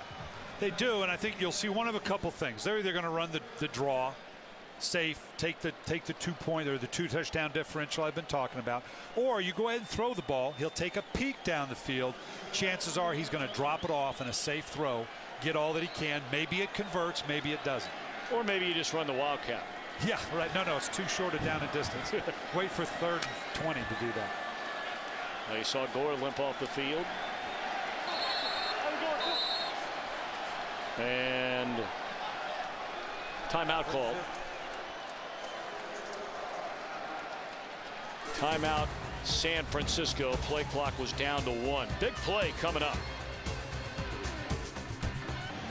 Last week, San Francisco, to win the game, had to go 80 yards in 15 plays. Now here, 14 plays, 72 yards, doing the same thing. They've had the ball this entire quarter. Little stab to the fullback, fake to the fullback, and see where you come out with it. Good protection. Hill steps up, looking to the end zone, and slightly overthrows Vernon Davis. So field goal unit time for the 49ers. This drive began with 1:23 left in the 3rd quarter. Just sucks the heart out of the team when you're on the road, as Seattle is, knowing that the clock is running down, play after play, a long drive like that. You haven't seen the ball in the 4th quarter yet. And again, Nedney can hit this 2-touchdown game, just under 7 minutes. Tall order for Seneca Wallace and the Seattle Seahawks. 39-yard field goal try for Nedney. Right down the middle. So Jim Morris Seahawks in a pile of trouble with 6:53 to go. Bring up to speed our game summary. Matt Hasselbeck had to leave the game in the final seconds of the opening half. Took a shot to the ribs, trying to run one into the end zone. Sean Hill manageable again. A huge day for Gore, who is 5 yards shy of setting his career high of 212 rushing yards in a game that came against Seattle 3 years ago. Less than 7 minutes to play. Dion Butler will run it out. Not a wise decision.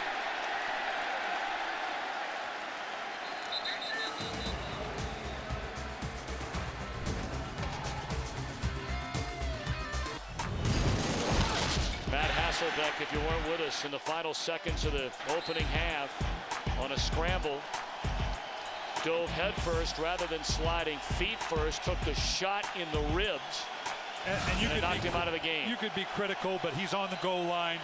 You know, he wanted to get in the end zone, got down. Obviously, we'll second guess that decision a little bit. He will. Every time he rolls over at night and feels those ribs.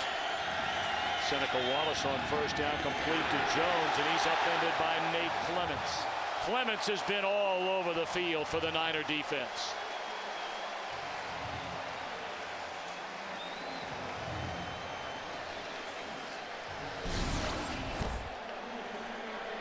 It's this type of physical play. They had a tough, long training camp.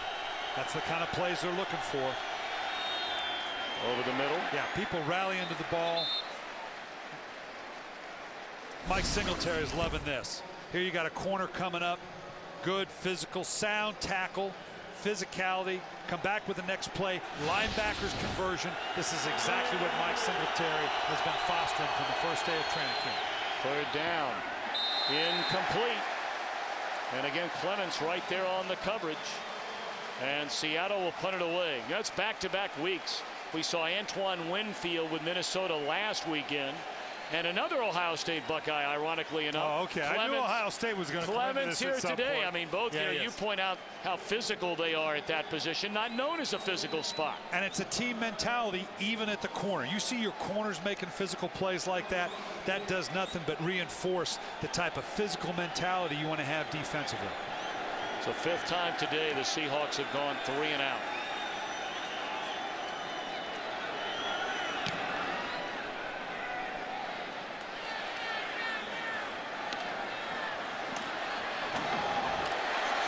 Rossum looking for a block. Cuts it back to the inside, and he is tackled at the 27. Nate Clements and the 49er defense have not allowed a point in this second half. You know, so many love playing fantasy football out there, and it's all about passing yards and touchdowns for quarterbacks. Talk to any head coach, and they'll tell you they want to talk about who wins games. And you go back over the last 2 full seasons and 1 week of this season, everybody else not named Sean Hill that started at quarterback for the 49ers is 5-17. If Hill wins the game today, he goes to 9-3 as a starter. Just win games. And that's what drew Mike Singletary, I think, to Sean Hill at the end of last year. He had that sense that, yeah, the numbers aren't flashy, but that's what this guy did. And the players buy it as well. And this is the kind of game that Mike Singletary wants to play. And, you know, we talk about the kindred spirit of John Fox and Jake Delhomme, Sean Payton and Drew Brees. They have same mentality. Well, I think Mike Singletary may very well have his quarterback that has the same mentality he does. You know, it's a matter of Sean Hill. We talked to him, and he says, I'm okay with the numbers. Well, I'm not sure I buy it yet. Not until you get that Pro Bowl, not until you get that Super Bowl. He's going to want those numbers at some point. But right now, that's what's winning games, and that's what Mike Singletary loves about it. Of course, Mike Singletary's all about hard work and earning. That's a key word that he used over and over and over again that is so seldomly heard in many circles anymore, going out and earning a job. And part of that, of course, the famous hill which you were standing on by the Niners practice facility a couple of days ago. You look like the zookeeper trying to round up the elephants. Sure, yeah. I was. Where did the elephants get out of the San Francisco Zoo? Here's Mike Singletary. Again, he's loving. This is the hill. Now, give you the perspective. And when they were putting this hill in, and it's for training, and you put weights on your back and go up it. But Mike Singletary, they said he was out, and as they were building it, he kept saying higher. I want that thing higher. Just in terms of the mentality of the hill you got to climb to be a champion. They do a lot of things with it, but it's just one of the things that a Mike Singletary does to breed that mentality of the kind of team that we're going to be. And right now, 2 games into the 2009 season, he's getting just what he's asked for. You don't like my shirt, huh? I love your shirt. I think you look great. That looks really good on you. I don't know about most guys. My wife picked that shirt up. She's got good taste. A shovel pass to Robinson out to the 31 on 3rd down, so they'll be content to punt this thing away with a clock at 5:24. And Seattle spends its final timeout. All right, let's go to the other side. We'll do so here in just a moment and talk about Seattle. After winning convincingly against a down St. Louis team in the opening week, but appears to be, although 5:24 left, in trouble here. Well, this Friday, future Hall of Famer Michael Strahan is about to on Fox. We wish Mr. Strahan good luck in that endeavor. We'll all be watching.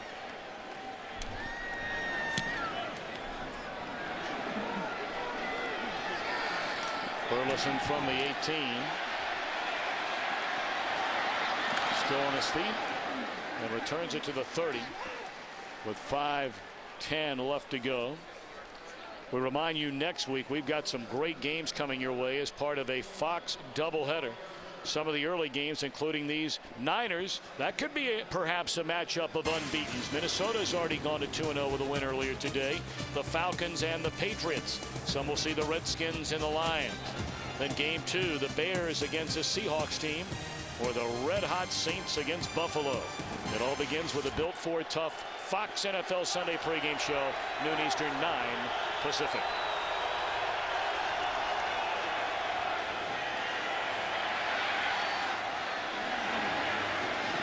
Forsett will race for the sideline, stopping the clock, 5:04. Well, right now for Seattle, you never give up the ship. You got a 2-touchdown game, but as equally important for Jim Mora is how does my team finish off under dire circumstances. It is only the second game of the season. We got a long way to go. He wants to see how his guys compete to the end, win or lose. That's Harrelson jumping the gun. And that'll give him a first down. Offside, number 98 defense, unabated to the quarterback. 5-yard penalty results in a first down. Now on the flip side of that, you got Mike Singletary. They're in control of the game, but he wants to see how his teams finish. Can we put a team away with a 2-score lead, or are we going to let them march down and not tackle and run to the ball the way we've been doing it? He's all about how his team finishes as well. And this game is long from over. Fumbled snap, and Wallace able to cover it up.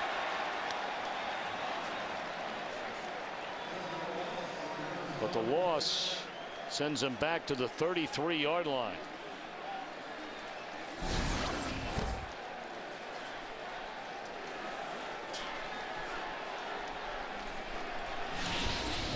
For Steve Vallos is replacing Chris Spencer. Spencer did practice this week along with Walter Jones. They hope to have both those guys back very soon, if not by next week. Now Spencer injured a quadriceps muscle in the preseason. And you know about Walter Jones. He had the major surgery last year at the end of the year, and then had a less severe surgery to the same knee. And they're hoping he's back next week. One of the greats. And I'm not making excuses for Seattle, but they got a lot of frontline people standing on the sideline, both offensively and defensively, that they're having to deal with right now. Third down, Wallace is caught by Manny Lawson. Long arm of the Lawson. That's one of the things that Manny Lawson, when you see him play, good athlete. I'm not sure Seneca Wallace doesn't have that edge, but those long arms, look at those long arms, reach out, gets a hold of him. Manny Lawson finding new life for himself in the style of play that the defense is playing. Much more narrow in his focus and what they're asking him to do. Of course, he lost nearly a full year in 07 due to injury.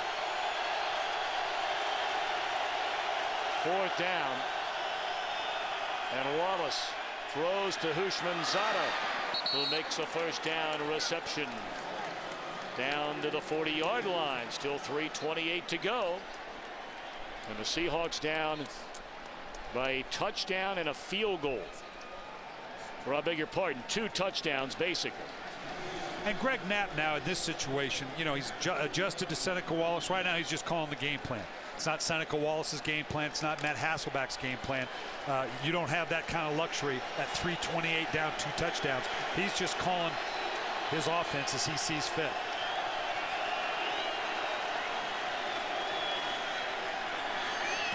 Carlson sprints for the sideline, steps out of bounds.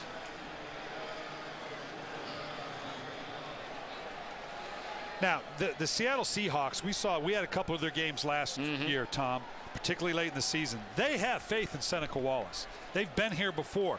Matt Hasselbeck, bruised ribs, hopefully it's a short term. But if they've got to go a length of time with Seneca Wallace, Jim Mora was around, Mike Holmgren's had great faith in Seneca Wallace. That organization believes in Seneca Wallace. So they're comfortable with their quarterback situation. They clearly want Hasselbeck back, but they're not panicked right now about their quarterback situation.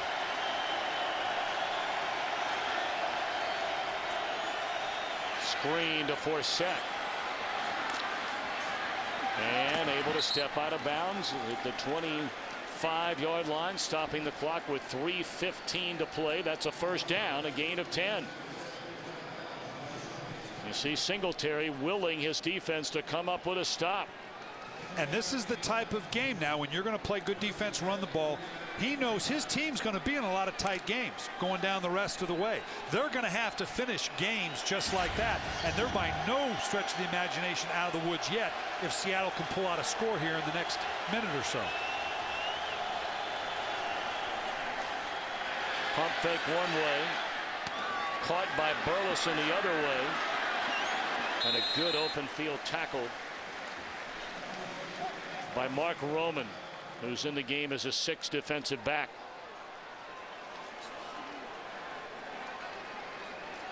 Seattle under a bit of a time clock here. They'd like to get this score in on top of the 2-minute warning to give themselves time to make choices as to what they want to do should they score. Boy, and they run the ball. Oh boy.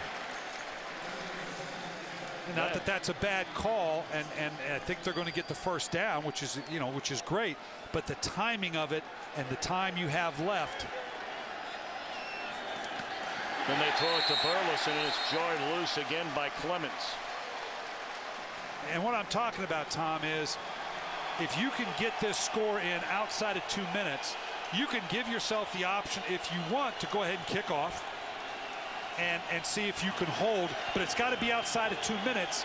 If they've got 2 timeouts, Seattle, if they get the ball back to San Francisco, no timeouts, under 2 minutes, the game's over. So now they have to onside kick. Yep. If they do it outside of 2 minutes, they do give themselves a choice.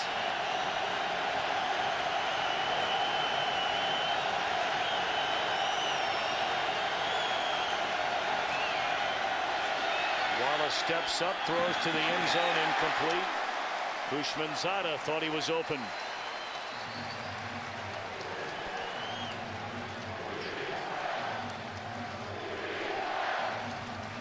You're basically resigned to 2 passes. Now on a 3rd down, you can look into the end zone. I would imagine San Francisco is going to be in a 4 across zone. Keep everything in front of you. Just keep it out of the end zone. Let them have the pass underneath if that's where he wants to go and rally to the tackle.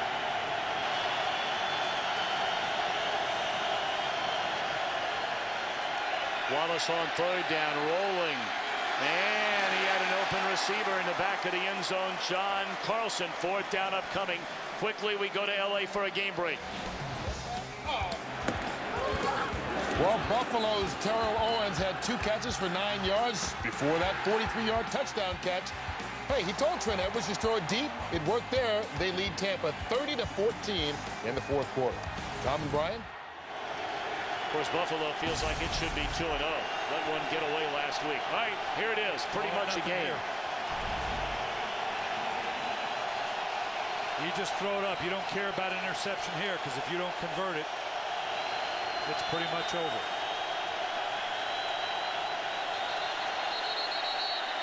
Right tackle moved. Right tackle or right guard. False start. Number 74 offense. 5-yard penalty, 4th down. Fans in that south end zone making it awful tough for Seattle right now.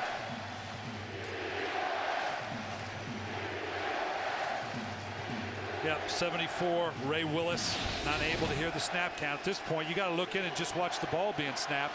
But you got a wide rusher coming off that edge. You don't want to take your eyes off him. Well, they converted on a 4th and 13 earlier. And now it's 4th and 15. They need to get to the 3 for a first down.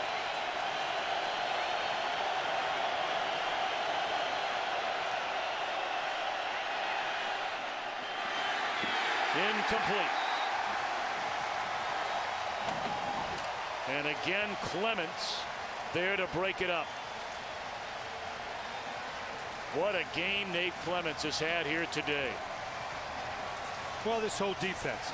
You got Mike Singletary, obviously a defensive background. His defensive coordinator, Greg Minuski, 2 linebackers with a linebacker's mentality. This is a long down and distance. Try to slip this in. The veteran experience of Clements pushes the post route off to the safety, comes up, knows exactly where the ball's going, battles for it. Good, smart defense by the San Francisco 49ers. You know, it's only 2 games, but you certainly like looking inside some of the numbers. And what a 2-0 start can mean to a team with playoff aspirations as opposed to starting a year 1-1. Now, I get it. It's only 2 games, but the numbers don't lie. Since 1990, 65% of the teams that start 2-0 reach the playoffs. You start 1-1, that number drops to 40%. We'll talk more about that in a moment. San Francisco 49ers 2 minutes away from going to 2-0. would mean the Niners, under their head coach Mike Singletary, will have won 6 of their last 7 and 7 of their last 9. Well, Mike Singletary, Hall of Fame linebacker, his defensive coordinator, Greg Minuski, great defensive. You got 2 linebacker coaches, or 2 former linebackers. This is a linebacker's mentality defense, and they're playing just that way. You know, to finish the thought about starting 2-0, it should be noted there were 5 teams in the NFL last year that started 2-0 that failed to make the playoffs. Buffalo, Dallas, Denver, New England, and Green Bay.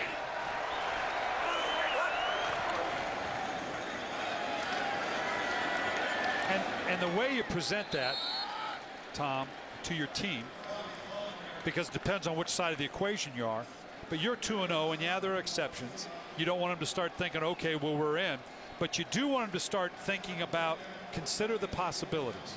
Consider what that means. And if we follow up, it's certainly better than the other 2 alternatives, 1-1, 0-2. And so you don't want to hide it. You don't want to think you've arrived. But by the same token, embrace the idea that it presents some opportunities.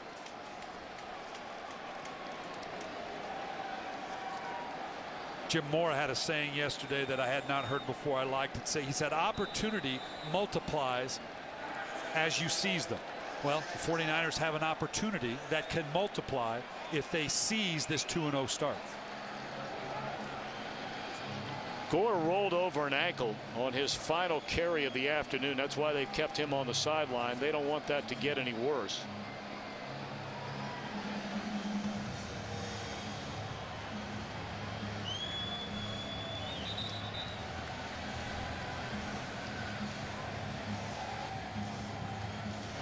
Well, you look for the 49ers next week. That's a tough one, going to Minnesota.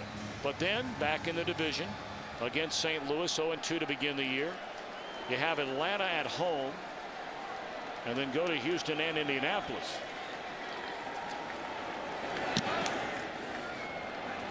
It's funny how Brian is a head coach, and I don't know if you ever feel like this as a head coach. But, you know, oftentimes it doesn't matter what sport you're talking about. When this year began, a lot of fans, they'd start flipping through that schedule and they'd go, well, we're playing the 49ers. Should get a win there.